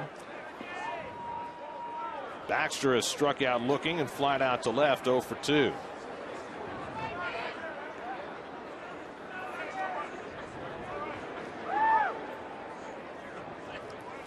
Rex Brothers, the left-hander, beginning to throw for Colorado. Well, that would be for Valdespin and Murphy if it comes to that. Even earlier than that, maybe Duda as a pinch hitter for Nice. Josh Edgen staying busy in the Mets bullpen. Nice's spot is 2 batters away, with Tejada on deck. Jerry held Duda out of the lineup today. He could have played with a stiff back that took him out of the lineup the other night. Justin Turner getting his batting gloves on. And Baxter grounds one to Rutledge. And that's the second out of the inning. Byrd goes over to third. So 2 away. And now Tejada will bat. Let's take a drive around the majors presented by Mazda. Derek Jeter's got a little crack in that ankle, and so he's going to be out till after the All-Star break now. It's set back for the Yankees shortstop. We mentioned Giovanni Gallardo, a home run as the Brewers sweep the Giants. Anthony Rizzo with a 2-run homer, and the Cubs are up 6-2 on Texas. Alfonso Soriano also has his first home run of the year. That game's now in the 9th inning. Rizzo's gotten off to a little shaky start, hasn't he? He has, but he's got 4 home runs now. Here's Ruben Tejada trying to pick up Byrd from third with 2 out. Tying run 90 feet away. Tejada drove in 3 runs in the doubleheader on Tuesday, and he takes a slider for a strike. And this is where there's Turner in the on-deck circle, and this is where Tejada thrives. I almost feel in the situation where Tejada can beat you with a base hit like this in a situation to bring your outfield in. He's just trying to get a base hit. It's the one time he's not going to overswing. I would bring the outfield in and play shallow. Today he's lined out to left and grounded to short. See that outfield defense, not all that shallow. And Tejada now behind in the count 0-2. Interesting that it's Turner on deck. I wonder whether that means Duda's not available, or Terry just trusts Turner's pinch hitting ability more than Duda, who's not used to coming off the bench. You also have Neuenhuis as a left-hand hitter, but he's struggled so badly with the bat. Turner's also very clutch.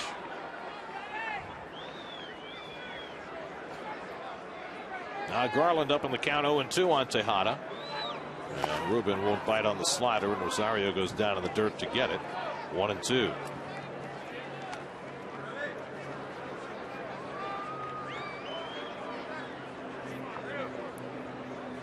Bird at third and 2 out. Garland with sinkers and sliders and the occasional curveball has held the Mets at bay most of the afternoon. Just 2 runs and 6 hits over 6 2/3.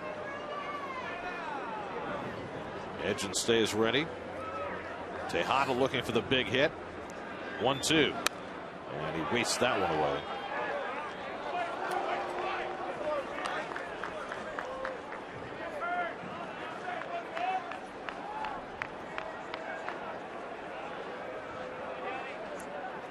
Ruben is 6 for 16 with runners in scoring position so far this year. That's a .375 clip. Trying to pick one up here against the veteran Garland.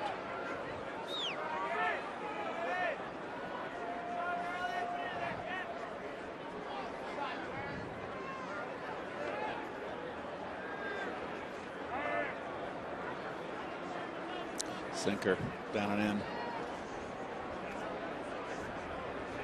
I think it's the right call.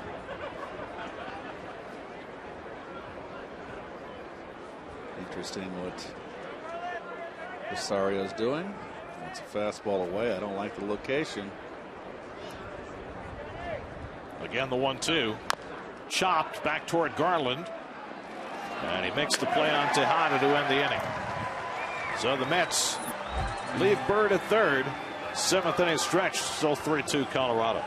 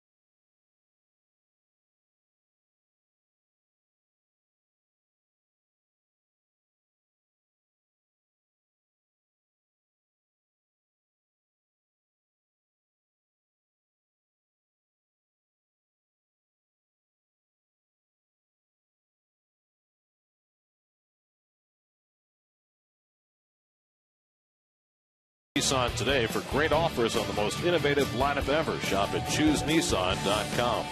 By Cholula Hot Sauce, the flavorful hot sauce with the iconic wooden cap. And by State Farm. Today's State Farm agent of the game is Gil Walton of the Bronx. Contact Gil's office at gilwalton.net. Josh Edgen comes on in relief of John Neese as we go to the bottom of the 7th. Well, Edgen just had a really tough time with the cold weather. In that doubleheader, he came in with the Mets ahead. Relieved Laffey, remember, who was only went 4 innings and gave up 4 runs on 2 hits and 2 walks. Jordan Pacheco, who earned a bases loaded walk against Edgen in that outing, will pinch hit for Garland, and he takes a strike. Pacheco, who wound up with the game-winning hit in the bottom of the 10th for Colorado in Game 2 on Tuesday. Rex Brothers will be on to pitch in the 8th. A fine outing for Garland in just his 3rd start back from rotator cuff surgery. Went 7 innings, allowed 2 runs and 6 hits. David Wright plays the 2-hopper and throws out Pacheco 1 away. All right, now, folks, it is time now for the AT&T trivia question. Let me take my glasses out here, and let's see if the viewers are able to stump Gary. Here we go. I'm ready. Who are the 3 Met players to finish 2nd in the Rookie of the Year award voting? That's a tough one. I know one of them right off the top of my head. I know Jerry Koosman was 2nd to Johnny Bench in 1968. I'm going to have to think about this one. With the Mazzelli rookie year, did he finish 2nd? I don't know. Lee had a good rookie year, didn't he? I'm going to cogitate on this one. You have, well you're under the clock here. What's the clock? It's baseball. There's no clock in baseball. Well, I know that, Strawberry won. Right. Gooden won. Seaver won. That's ripped foul by Eric Young. Mazzelli had a good rookie year. I remember he came on the scene, burst on the scene. I don't know if that's right. How about Stearns? Big John. That's possible. How about Matlack? Yes.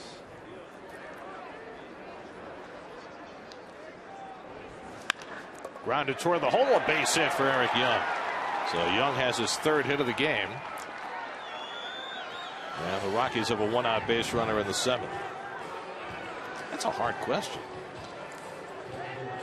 Yeah, we're guessing. Because you don't really remember the runners up. I do remember Koosman, and I remember that because one of the writers split his vote.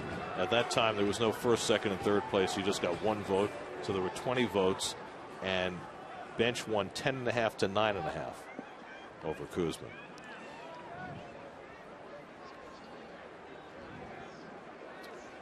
Here's Dexter Fowler, who's 0 for 3 today. And while I think about my answer, we'll check in with Kevin. Kevin? Just trying to buy you some more time, Gary. That's Appreciate a tough one. No doubt. We've seen this Rockies offense in action this week. Came into today 2nd in the National League in home runs, 1st in stolen bases. You guys were talking about Walt Weiss earlier. I asked his managerial philosophy. That one had to hurt. And he said, look, I want to push the tempo. I want our guys to push the tempo. I want them running. I don't want to run into careless outs because we do have a lot of power throughout the lineup. But he said the interesting thing is everybody has the green light. I want them to run whenever they can. I guess, Keith, with that being said, I wonder when he will have the time to put up the red light with guys like Fowler and Cargo and Tulowitzki who can all hit it out. It's always good to be aggressive.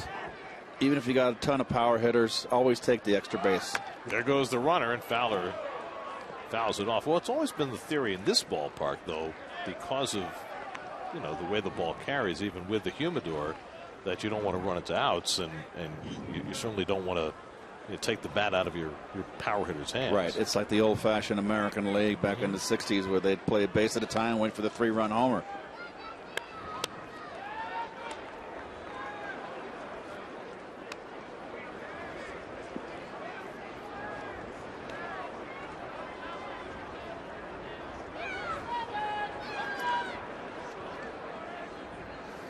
Now Edgin with the 0-2, and that slider just missed inside. All right, so I'm going to go with Koosman because I know that's right. Yes. And I will take your advice. I'll throw Mazzilli in there, and I'll say Matlack. I'll say those 3. But there's only one that I know. The others are just pure guesswork. Okay. So what does the person who sent in the question get when they stump me, which they clearly will today? Maybe a free ticket to a ball game. I don't know. Oh, are you giving away tickets now? Only kidding, folks.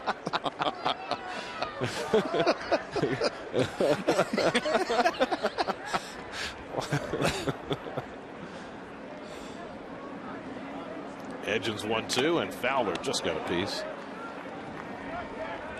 I mean, why don't you just give him a trip to Europe or something, as long as you're going to be giving the refrigerator. Like Johnny Olson. Tell him what he's won.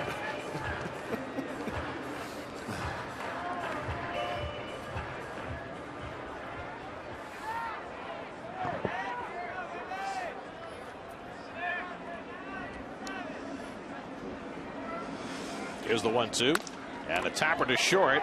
Tejada makes sure of one out because there's no chance of getting two against Fowler's speed. So that's the second out. So let's show the answer and show who I missed here. It's a good question. It is a very good question, but a hard one. 3 players finished second in the Rookie of the Year ballot. Okay. Ron Hunt and Steve Henderson. Wow, I definitely wouldn't have gotten that. Hunt, that makes sense. He was a terrific rookie, and he lost to Pete Rose that year. Okay, yep. And Henderson in '77 had a good year. He did. For that rookie. Yes. I didn't remember that Henderson was a rookie because he only was there for half a year. They only got him in the Seaver trade in June, right?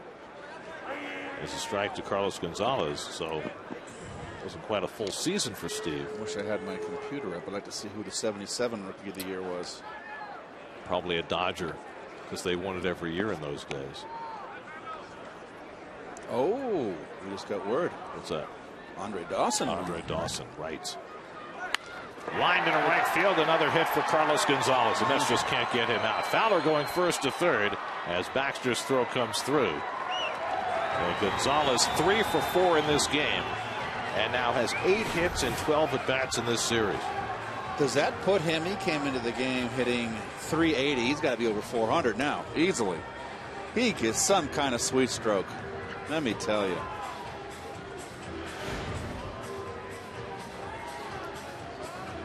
Well, Cargo's now hitting .407, and Josh Edgin is exiting the game.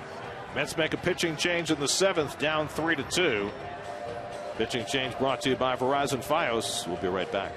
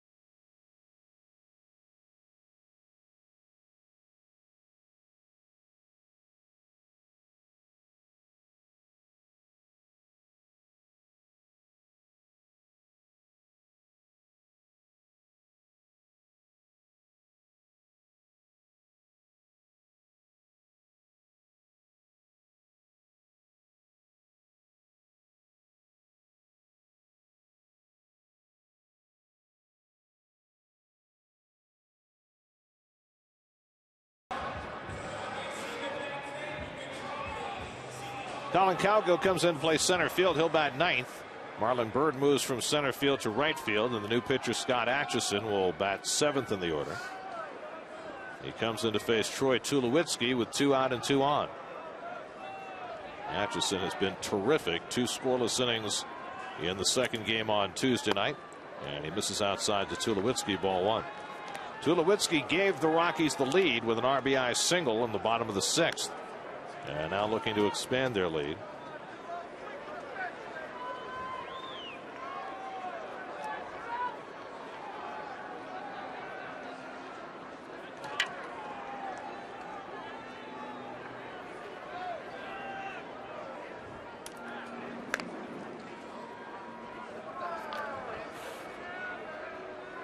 Fowler at third, Gonzalez at first with 2 out. Rockies now with 11 hits in the game, 3 apiece for Young and Gonzalez. Boy, Carlos Gonzalez just I told you, having himself a week. they don't give the batting crown away for nothing. That is just a beauty. That's one of the finest swings I've seen in a while. Cano comes to mind. It's either all natural hitters. They use that easy rhythmic swing. How come it's always the left-hand hitter? Because we got what it takes. I mean, I still think Miguel Cabrera is the best hitter in baseball. I right do too. now. I do too. But he doesn't have as pretty a swing as Carlos Gonzalez. There's the 1-0, and Tulowitzki takes it wide, and Atchison behind 2-0. No, I'm dating myself here. One of my favorite right-hand hitters of all time was Tommy Davis. Before Tommy Davis got hurt, Tommy Davis was a great right-hand hitter. Well, how about Edgar Gonzalez, Paul Molitor? Yep. I mean, great right-hand hitters.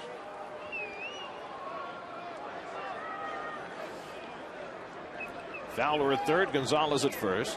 And now Atchison behind Tulowitzki, 2-0. And he misses ball 3. William Rosario, the slugging catcher, waiting on deck. 37-year-old Scott Atchison getting off to the same kind of start with the Mets that he did with the Red Sox last year. You just have to watch about overusing him with the elbow problems he had a year ago. 33 pitches on Tuesday night in his 2 innings. Gonzalez runs on 3-0, and it's outside, and the bases are loaded. So Atchison comes in and walks Tulowitzki, and now he'll face Rosario with the bases full. I don't think he wanted to pitch to Tulowitzki. Rosario's a very dangerous hitter, but he can be pitched to. He strikes out a lot, and he's a big free swinger. You can expand the strike zone on him. Neese did it to him back in the 4th inning when he struck him out. Rosario having a rough day at the plate, a comeback or a strikeout, and a double play grounder his last time up. So a huge moment here trying to keep this a 1-run game for Scott Atchison. With the bases loaded and 2 down, Rosario takes a strike on the outside edge, 0-1. Kind of expected him to go up there welling at the first pitch, but Atchison gets ahead of him. Jerry's Familia gets up for the 2nd time in the Mets bullpen. It's hard to figure, isn't it? And Rosario swings and misses at the curveball, and it's 0-2. Fowler at third, Gonzalez at second, Tulowitzki at first with 2 down. And now Atchison with a 2-strike advantage on Rosario, who's 1 for 8 in this series.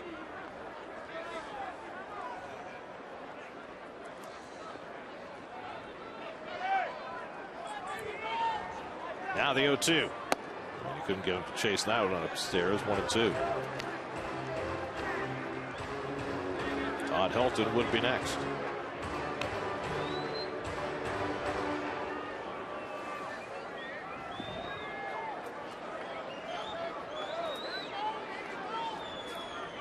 One two to Rosario, and he flicks it foul. Still 1-2.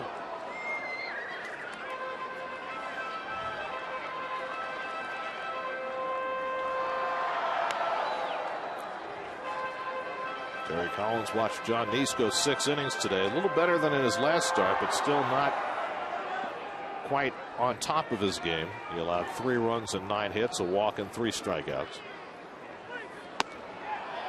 Now it's 2-2 to Rosario. Josh Edgins struggling again. Tuesday night he gave up 2 hits and 2 walks. Today 2 more hits, and Atchison trying to bail him out. Mets bullpen got tagged in that doubleheader Tuesday. 2-2, and Rosario hits it to the gap in right center. That'll fall for a base hit. Fowler is in. Gonzalez scores. Tulowitzki to third. William Rosario with a 2-run single, and the Rockies stretch their lead to 5-2. Well, mistake here. The pitch before got it up in the inner half, wanted it down and away. And Rosario, to his credit, shortened up a bit. That's a big clutch hit right there in this ball game. Those 2 runs charged to Josh Edgin. So the Mets bullpen in this series has now worked 9 2/3 innings and given up 12 runs. And this inning's not over yet. Here's Helton. As Familia gets himself ready. Helton is 1 for 3, an opposite field single his last time up. The Rockies now with 12 hits in the game. And Atchison now missing consistently high.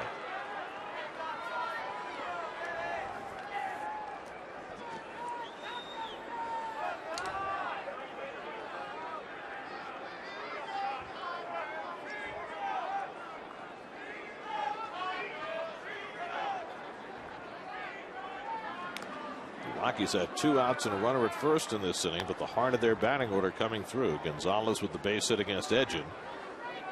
Atchison came in and walked Tulowitzki on 4 pitches, and then Rosario, who was down in the count early, worked his way back and drove in a pair. And Helton takes a pitch high, and it's 2-0.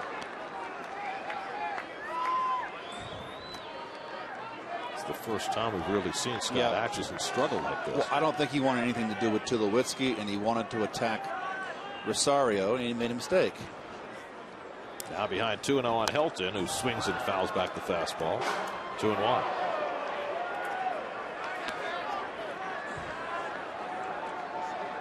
The Rockies are perfect at home so far this year, 5-0. They've won 5 straight overall and sit atop the National League West at 10-4. Probably not what everybody had in the pool. Good fastball by Atchison there, and it's 2-2. Wow. Just not used to seeing Helton swinging and missing on a fastball ahead in the count. He had his 3-run homer swing. Yep, he did.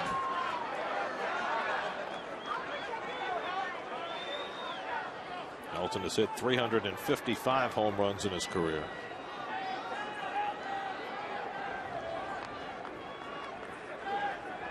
Two-two. Fouled it away.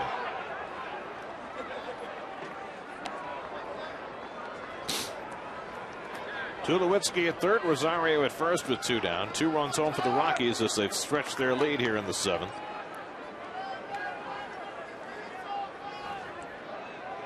That's to move some pieces around in the bullpen, bringing Familia back, sending Burke down, but the bullpen very much a question. There goes Rosario, and the pitch low, and they let him go. Rosario, not known as a base stealer, has his 3rd of the year. How many times have we seen this? This shouldn't happen. You can't just give away now base hits another 2 runs instead of 1.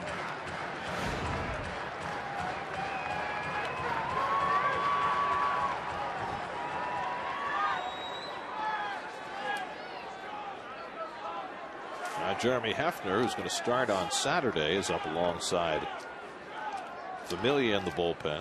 Terry Collins has said he might want to get Hefner an inning of work. And Helton drives one to deep right field. Back goes Bird near the wall, and it's off the fence. 2 runs will score. Helton goes to second with a 2-run double, and it's 7-2 Colorado.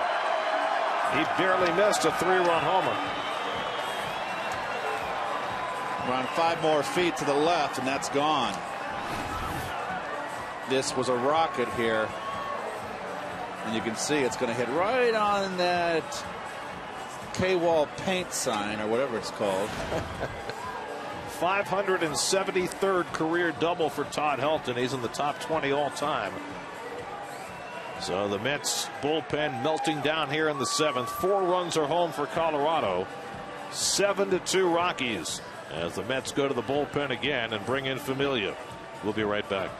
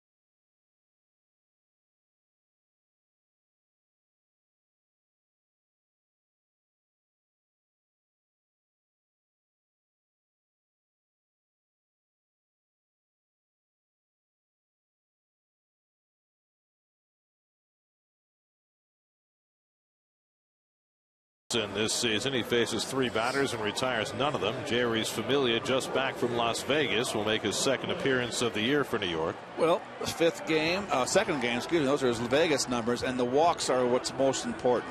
The problem with Familia has been his control. He's a hard thrower, great stuff. It's a matter of him throwing strikes.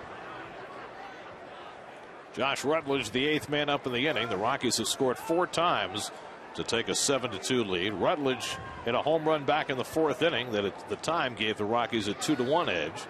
That's would then tie it in the 6th, but the Rockies with a run in the bottom of the 6th and 4 home here in the 7th now have opened up a 5-run lead. Familia pitched well for Vegas in his 4 outings. 23-year-old right-hander. And he misses low and in to Rutledge, 2-0. This all began with a 1-out single by Chris Young, and then with 2 out, Gonzalez with a base hit against Edgin. Atchison came on, walked Tulowitzki to load the bases. Rosario singled in 2 runs, and Helton doubled home 2 more.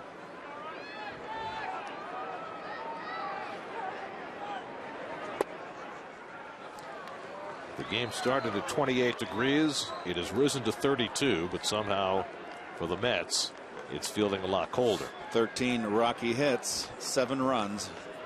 They've blown it open here in the 7th. Rex Brothers, the left-hander. Chris Volstad, the right-hander in the Rockies bullpen, and Familia walks his first batter on 4 pitches. So Rutledge walks for the 2nd time today. 2 men aboard with 2 down. That's 5 straight Rockies who've reached base after 2 are out. And now Chris Nelson will be the 9th man up in the inning.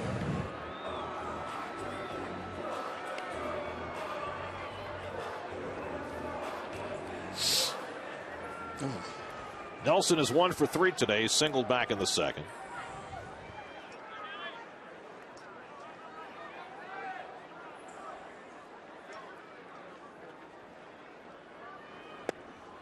So Justin Verlander's pitching for the Tigers today in Seattle. They're scoreless in the 6th. I wonder if they're heading to the same kind of game they had last night. Last night they had King Felix against Max Scherzer. They each struck out 12 in 8 innings. The game went 14. There were 40 strikeouts in that game. 40. Shame on you, hitters. You see how the game ended, though? The Tigers scored in the top half of the 14th. Mariners 2 out, runner at 2nd. Justin Smoke trying to score on a base hit. Plowed Brian Pena, the Tigers catcher. Pena went over backwards, held the ball. Ball game over. Spectacular collision.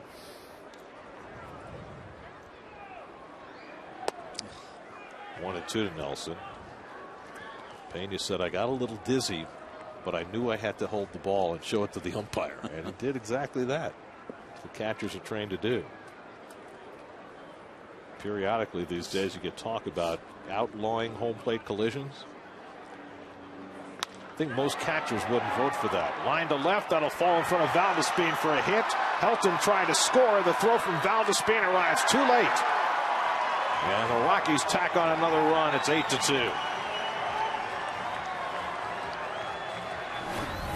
Well, Valdespin playing deep. Can't get to this ball.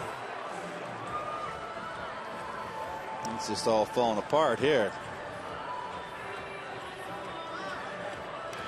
Well, for the 2nd straight year, Sandy Alderson has tried to remake his bullpen. Last year, he spent a lot of money to bring in Frank Francisco and John Roush.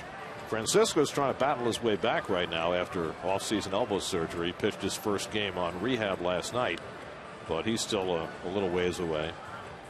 But some teams just seem to have a knack for figuring out how to remake bullpens. Tampa Bay seems to do it every year. Mets just have not found the right formula. Here's Reed Brignac. Now, Jordan Pacheco pinch hit in the 9th spot leading off the inning. But with the right-hander in the game, they will pinch hit in that spot for the 2nd time in the inning. I don't think I've ever seen that before. And Brignac will bat for Pacheco. You know, sometimes you'll have a hitter announced and they'll change pitchers and that player will never come to bat. But to have a player lead off the inning, pinch hitting in the 9th spot, and then have that spot come around again and use a different pinch hitter. Yep. That's unusual.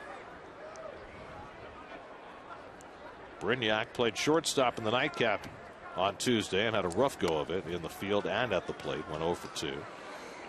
Familia's having a hard time finding the dish. It's funny, isn't it? You pitch in the minor leagues, you're able to throw strikes, you come back to the big leagues, and the plate just keeps moving around. It's 60 feet, 6 inches away? It's always been there. It hasn't gone anywhere, has it? It is amazing, though, Gary.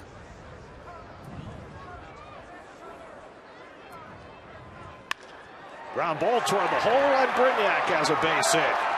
Rutledge heading home. Valdespin's throw again is too late, and it's 9-2. A 6-run inning for the Rockies. Brignac comes through as a pinch hitter. All 6 runs have scored after 2 are out. Sinker away, and that's how you hit him.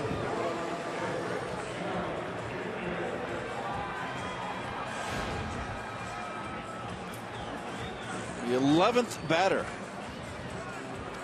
1, 2, 3, 4, 5, 6 hits this inning. Well, there were 2 outs and a runner at first, but now 7 straight Rockies have reached base. 6 runs have scored, and Colorado has broken this game open. Now Eric Young, who began this whole thing with a 1-out single. He's 3 for 4 today. And he swings and misses nothing in 1. Maybe what Dan Warthen needs to do is what Gene Hackman did in Hoosiers. What's that? When they go to play in the big arena at Butler, and he took out the tape measure and he measured from the rim to the floor, and turned out it was 10 feet. That was a good scene. Just like in the gym back at home. Yeah. Well, maybe he needs to do that with a little longer tape measure, measure the 60 feet 6 inches, and remind guys that it's the same here as it is in AAA.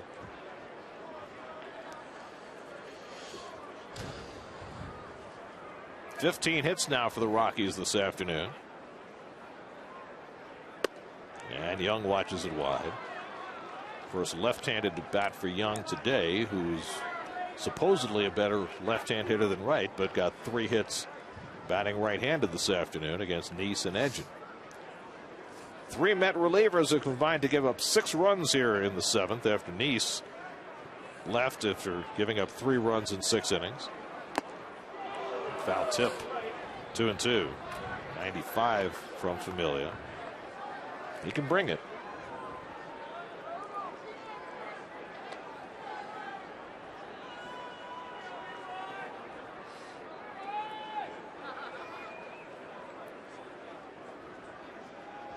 Two on, 2 out, 2-2 to Eric Young.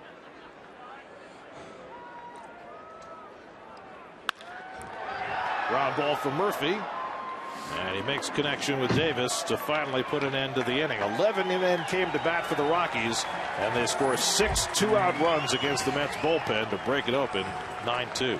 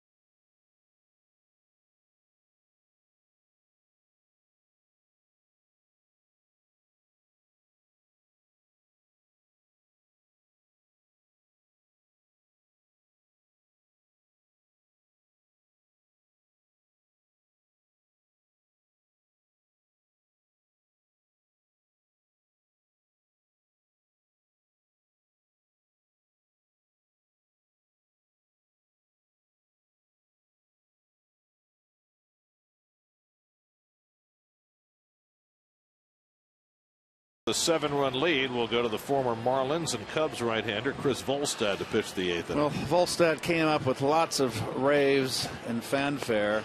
Florida kid, Palm Beach area. Big curveball. And I thought the Marlins brought him up way too early. And he has really struggled last year. What, he lose 13 ball games? 3-12, a 6.31 ERA, and 21 starts with the Cubs. So it's been a rough go for Volstad. He's still only 26 years old, so he's still got a chance to figure it out.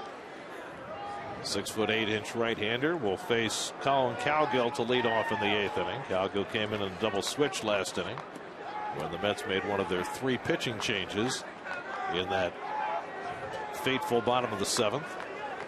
Cowgill, Valdespin, and Murphy for the Mets in the 8th. Well, quite a job by John Garland this afternoon. Yes. Just his 3rd start back from major shoulder surgery. 7 innings, 2 runs, 6 hits, no walks, 4 strikeouts. And through 3 starts, Garland has a 3.32 ERA after being released by Seattle this spring. Cowgill hits a shot, and Nelson, with a great stop, gets up and throws him out. That was a bullet one-hopper. I don't know how Nelson stopped it, but he made a great play. Well, this is not the first time he's done this in this series. That is ripped. What a nice play. Good Lord. So 1 hard out and nobody on. Good call at first by Alfonso Marquez. And Nelson playing to rave reviews at 3rd. Here's Valdespin, who's 1 for 3. Double down the right field line back in the 3rd. Mets scored a run in the top of the 1st. Rockies tied it in the bottom and went up 2-1 on Pacheco's home run in the 4th. Jeremy Hefner still up in the Mets bullpen getting some work. Mets tied it again in the top of the 6th. It was 2-2 after Wright's 2nd RBI single of the day. But Colorado with a run in the bottom of the 6th and 6 against the Mets bullpen in the 7th to draw away.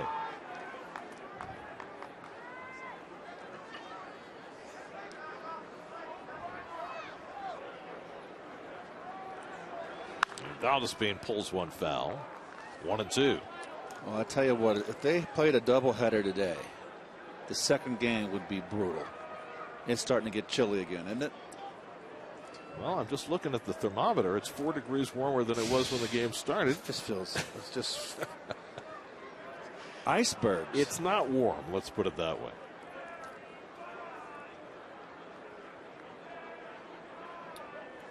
Well, neither of us have had to go to the heavy artillery yet.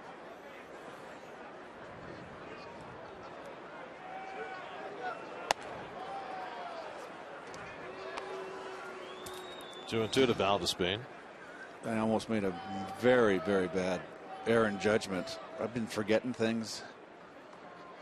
Oh, goodness. Getaway day, going home. Right. I get up at 5:30. I don't know why. And I just decide, okay, I want to get back on New York time, so I'll just stay up. I'll be tired. A flight home. We're going to get home around midnight. I call room service, working on the computer, preparing for the game a little bit, reading the Drudge Report and see what's going on in the world. And those are 2 different things, aren't they? Yes. Nice hitting. Base hit for Valdespin, his 2nd hit of the game. I'm sorry, I didn't mean to interrupt. No, it's fine. I'll make it short. To make a long story short, I have my breakfast and I put my phone on the tray, and so I go put the tray out in the hallway. And then I realized around an hour later that I wanted to make a phone call. No phone, so I call my son-in-law, my son-in-law. My daughter's here with her family. I go call my phone. It's in the room somewhere. No ring. So I said it's got to be on the tray. I had to leave it on the tray. My room service, and I go look out the door, and the tray's gone. I call concierge, and a little over an hour later, they found it. You're lucky it didn't wind up in the dishwasher. And our producer last night left his Mr. Picker left his iPad in the in the restaurant bar. Well, Why wouldn't after the game was if called? it makes you feel any better, I left my Kindle on the plane coming from Minneapolis to Denver. We're getting old. But you never forget a statistic. Isn't that funny? Let me just put it this way. This has been one of the strangest and most unpleasant road trips that I could ever remember. I mean, just from every point of view. It was nice in Philly, as I recall. Didn't the Mets win the first game of the road trip? Yes. Right? Matt Harvey pitched in Philadelphia. I remember that. It was a long time ago. Feels like we haven't been home in months. Well, we're going home for 10 days, right? 9 games, 10 days. Rutledge will go to first with that and get Murphy for the second out as Valdespin moves up a base. Hurricane Sandy wreaked havoc on our area and left many local youth baseball and softball leagues with no place to play. This year, SNY is reaching out with the SNY Play Ball Award presented by New York Community Bank, offering $5,000 grants to local leagues in need of help. To apply, visit facebook.com/SNY today.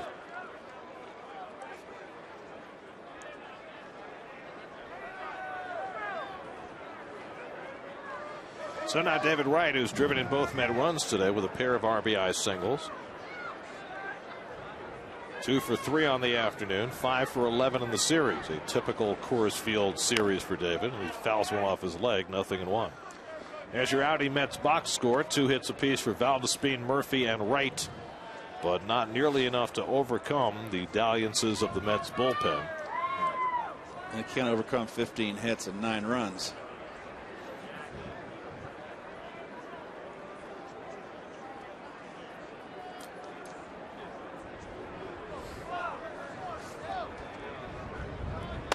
We mentioned that Frank Francisco had worked an inning on rehab last night for the Mets. Also working last night down in St. Lucie was Pedro Feliciano, who made his second appearance. Remember, the Mets made an agreement with Feliciano before the season that they would send him down for a month and see what happened, see if he can get his velocity up. So hopefully the Mets will have some bullpen help forthcoming soon. There's Valdespin going into second base. Banged that left hand against the ground. And I think it's bothering him a little bit. He's loosened up that glove on his left hand. It's hace frio. That's what they say in Espanol. Just off the corner. And Wright held the swing in time, 2-2. So you're saying if you bang your hand and it's 32 degrees, it hurts more than if it's 72 degrees. Yes. It's definitely bothering me. So many little bones in that hand, you will always worry.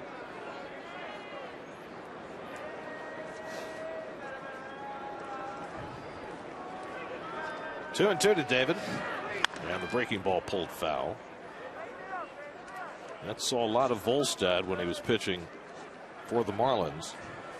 David Wright's had 20 at-bats against Volstad, hitting .350 against him. It's hard for Rosario to get his arm high enough to Volstad's shoulder. He is a tall guy, 6'8".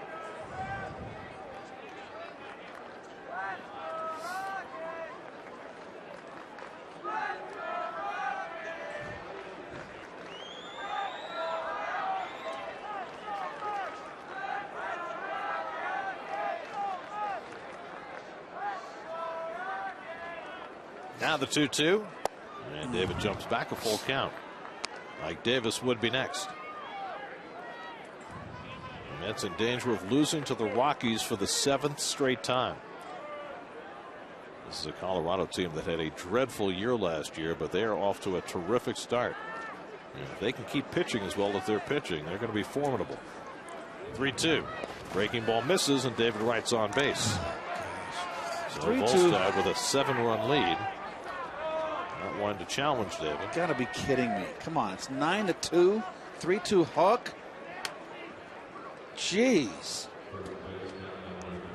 So now Mike Davis with 2 out and 2 on. Ike has grounded out twice and fouled out as he continues to struggle through the early season. 6 hits and 47 at bats.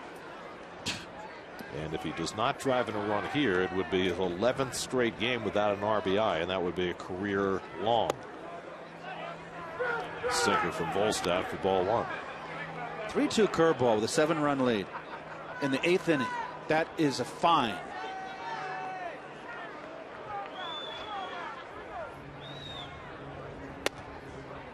And Rosario is going to have to take another trip to the mound.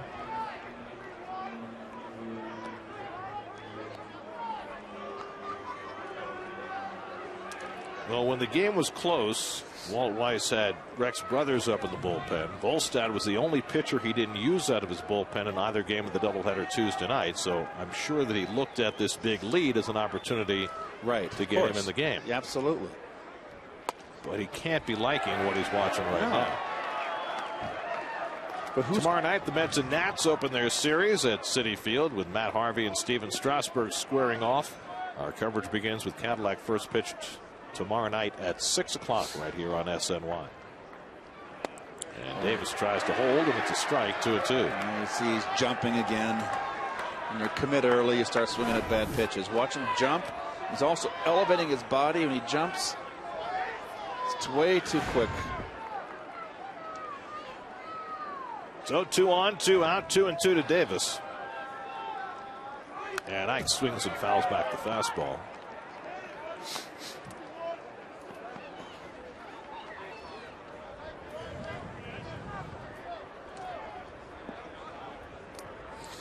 Well, this is basically what happened to Ike last year, and whatever he did last year to get out of it, do it again. That's a lot of BP. And go up the middle. Look at this, 3-2. Jeez, 7-run lead, making it tough on yourself. Come on, there's 8 gloves out there. They're paid to catch the ball and throw it. Valdespin and Wright will be running. John Buck would be next. 3-2 to Ike Davis.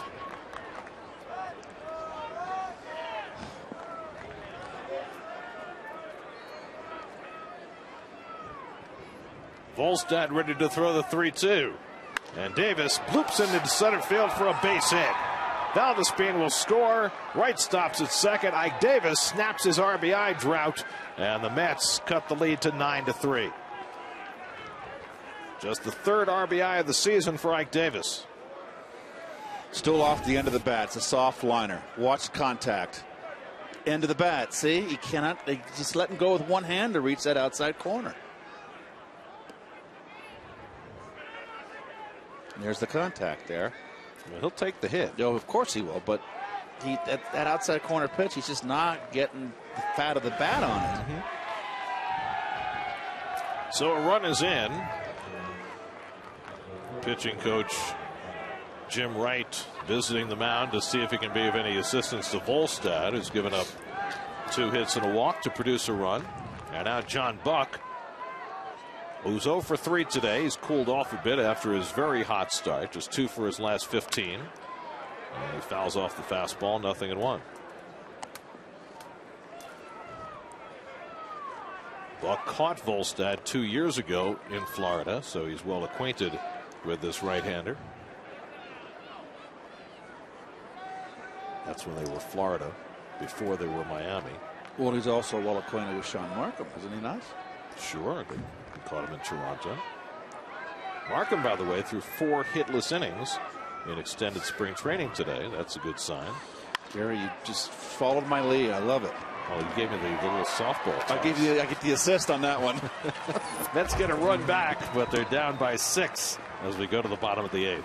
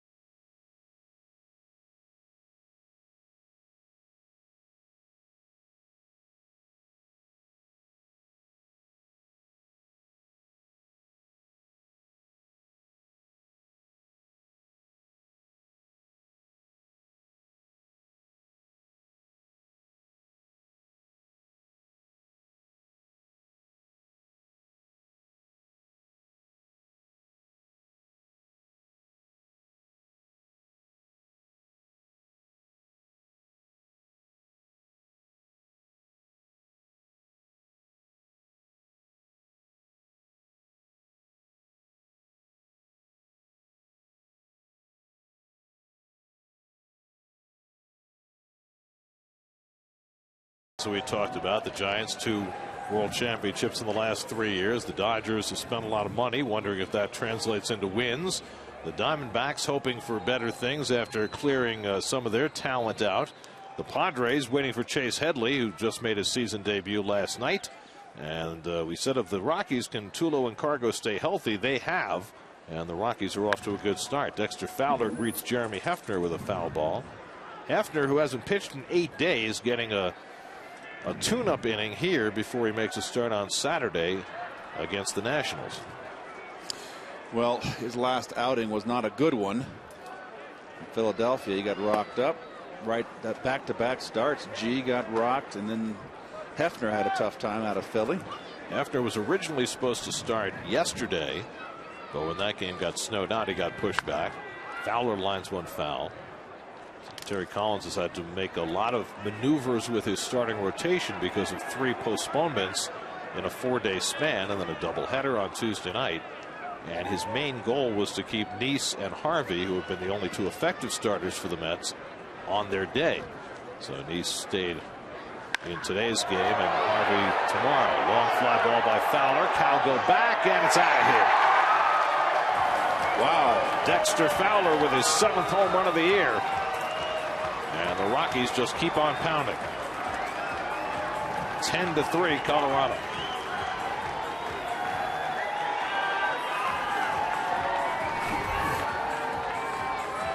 Wants it up. Oh no, down. That's known as missing your target.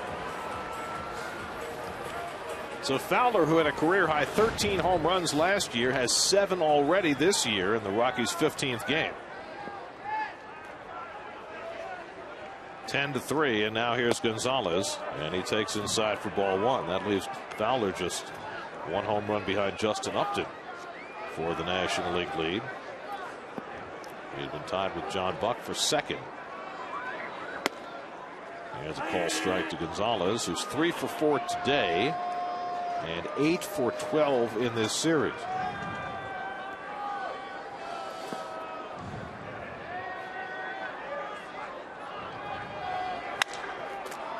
Let's have the shift on this time, and it pays off because Tejada's in the right spot to throw him out. 1 away. So a rare time that the Mets have been able to get Gonzalez out in this series.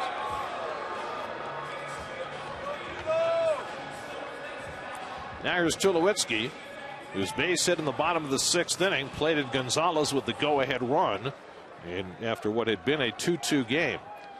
Now the game has changed considerably since then, as Hefner misses with a curveball for ball 1. John Neese went 6 innings, allowed 3 runs, 9 hits. Josh Edge in 2/3 of an inning, 2 runs, 2 hits. Scott Atchison didn't retire a batter, 3 runs, 2 hits. Jerry's Familia, 1/3 of an inning, 1 run and 2 hits. And now Hefner has been touched up for a run on Fowler's home run here in the 8th. So it's been equal opportunity for the Mets bullpen today. 7 home runs from Fowler. Wow. The Met bullpen has now given up 17 runs in less than 11 innings in this series. Drive in the air, deep left field off the bat of Tulowitzki, and that is well out of here. Tulowitzki crushes one, his 4th of the year. And this is getting really ugly. 11-3 Colorado.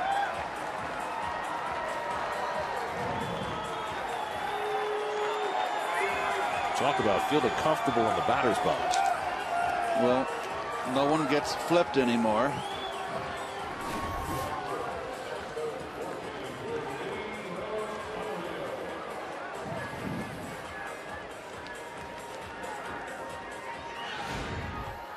That's a bomb.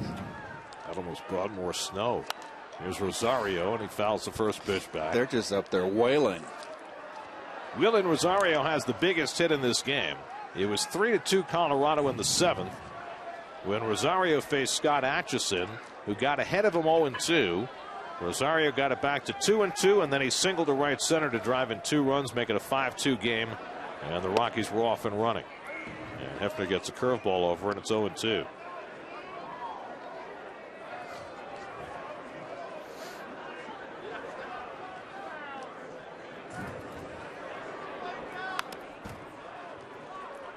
Seattle just broke through against Verlander and got a run in the bottom of the 7th to break a scoreless tie. 1-0 Mariners. Oh, my grandkids are here. How about that? And my daughter. What? Say a few syllables. What's up, Charlie? Play. Hi, Maggie. How are you? Game's almost over.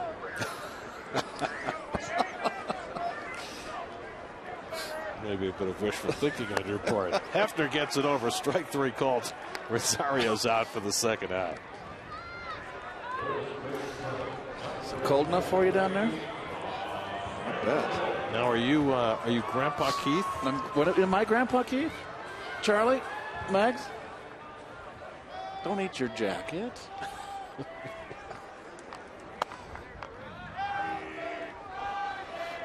You enjoy being a granddaddy? Yeah, I do. I don't see them enough. You know, they live in Denver. I mean, up in Breckenridge, and you know, it's a long way away, and they got to go to school, and you know, people work for a living, and so we don't see each other very much. Are these your only 2 grandkids? Yes, only 2. The other 2 young ones are not married yet.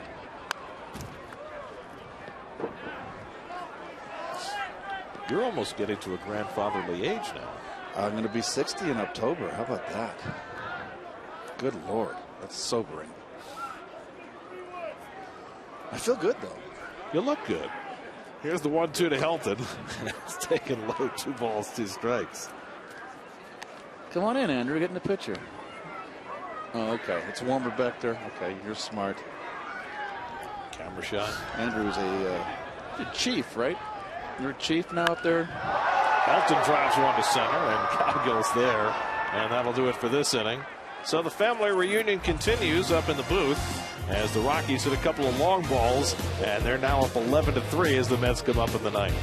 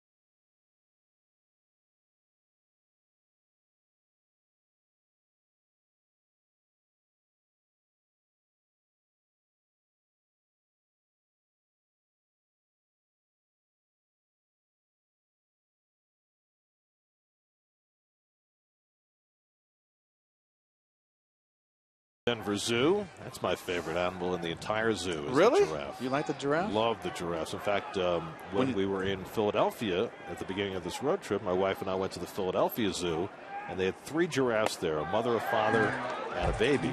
And we were there for an hour just watching the giraffes. Well, when this crew joined me in spring on their spring break, the kids were out of school. We went to Disney World and stayed at the Safari the resort hotel there with all the African animals around. That was a lot of fun.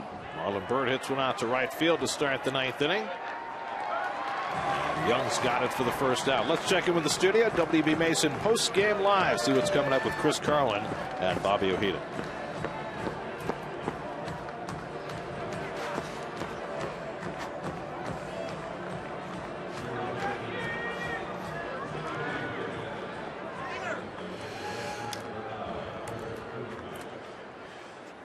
All right, thanks, guys. Now Kirk Neuenhuis will bat for the pitcher with 1 out in the 9th inning against Chris Volstad. By the way, they have just announced the makeup date for the game that was lost to the snow yesterday. The Mets will come back here on June the 27th, which is a Thursday. That game will be at 6:10 New York time, 4:10 local time.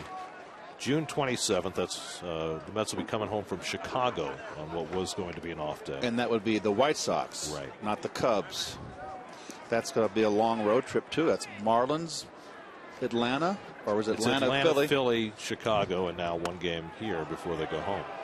And interestingly enough, they'll be going home to play Washington, just the way they are after the game today. And I am not on that trip. We'll miss you. That's okay. I'll be thinking of you. I'll be watching. 2-2 to Neuenhuis with Ruben Tejada on deck. Hey, after this weather on this trip, we'll find a hot tub somewhere. I just hope they don't have the air conditioning on the plane. Here's the 2-2 coming, and Neuenhuis fouls it back. Kirk started the first game of the doubleheader on Tuesday night, went 0 for 3. There your Geico Sports Night coming up at 10:30 tonight. Eli Manning in the news. The Rangers moving toward the playoffs, and we'll look around the National League East as well. Geico Sports Night tonight at 10:30. Late swing foul by Neuenhuis. Well, a lost week in Denver. A couple of snowouts, an ugly doubleheader, double loss, and now today the bullpen giving up 8 runs in 2 innings to turn a close game into something very different. Strike 3 call. Neuenhuis is out. First strikeout for Volstad. Now the Mets are down to their final out. Just a little fastball away. Might have been away. It's 30-something degrees. It's a blowout game. As a hitter, you got to go up there and you got to swing the bat. The umpire's going to call the close ones. They want to go. They want to get out of the cold too. So Ruben Tejada comes up. He's 0 for 3. So the Mets are on the verge of enduring a series sweep for the first time this season, and going 3-5 on the road trip.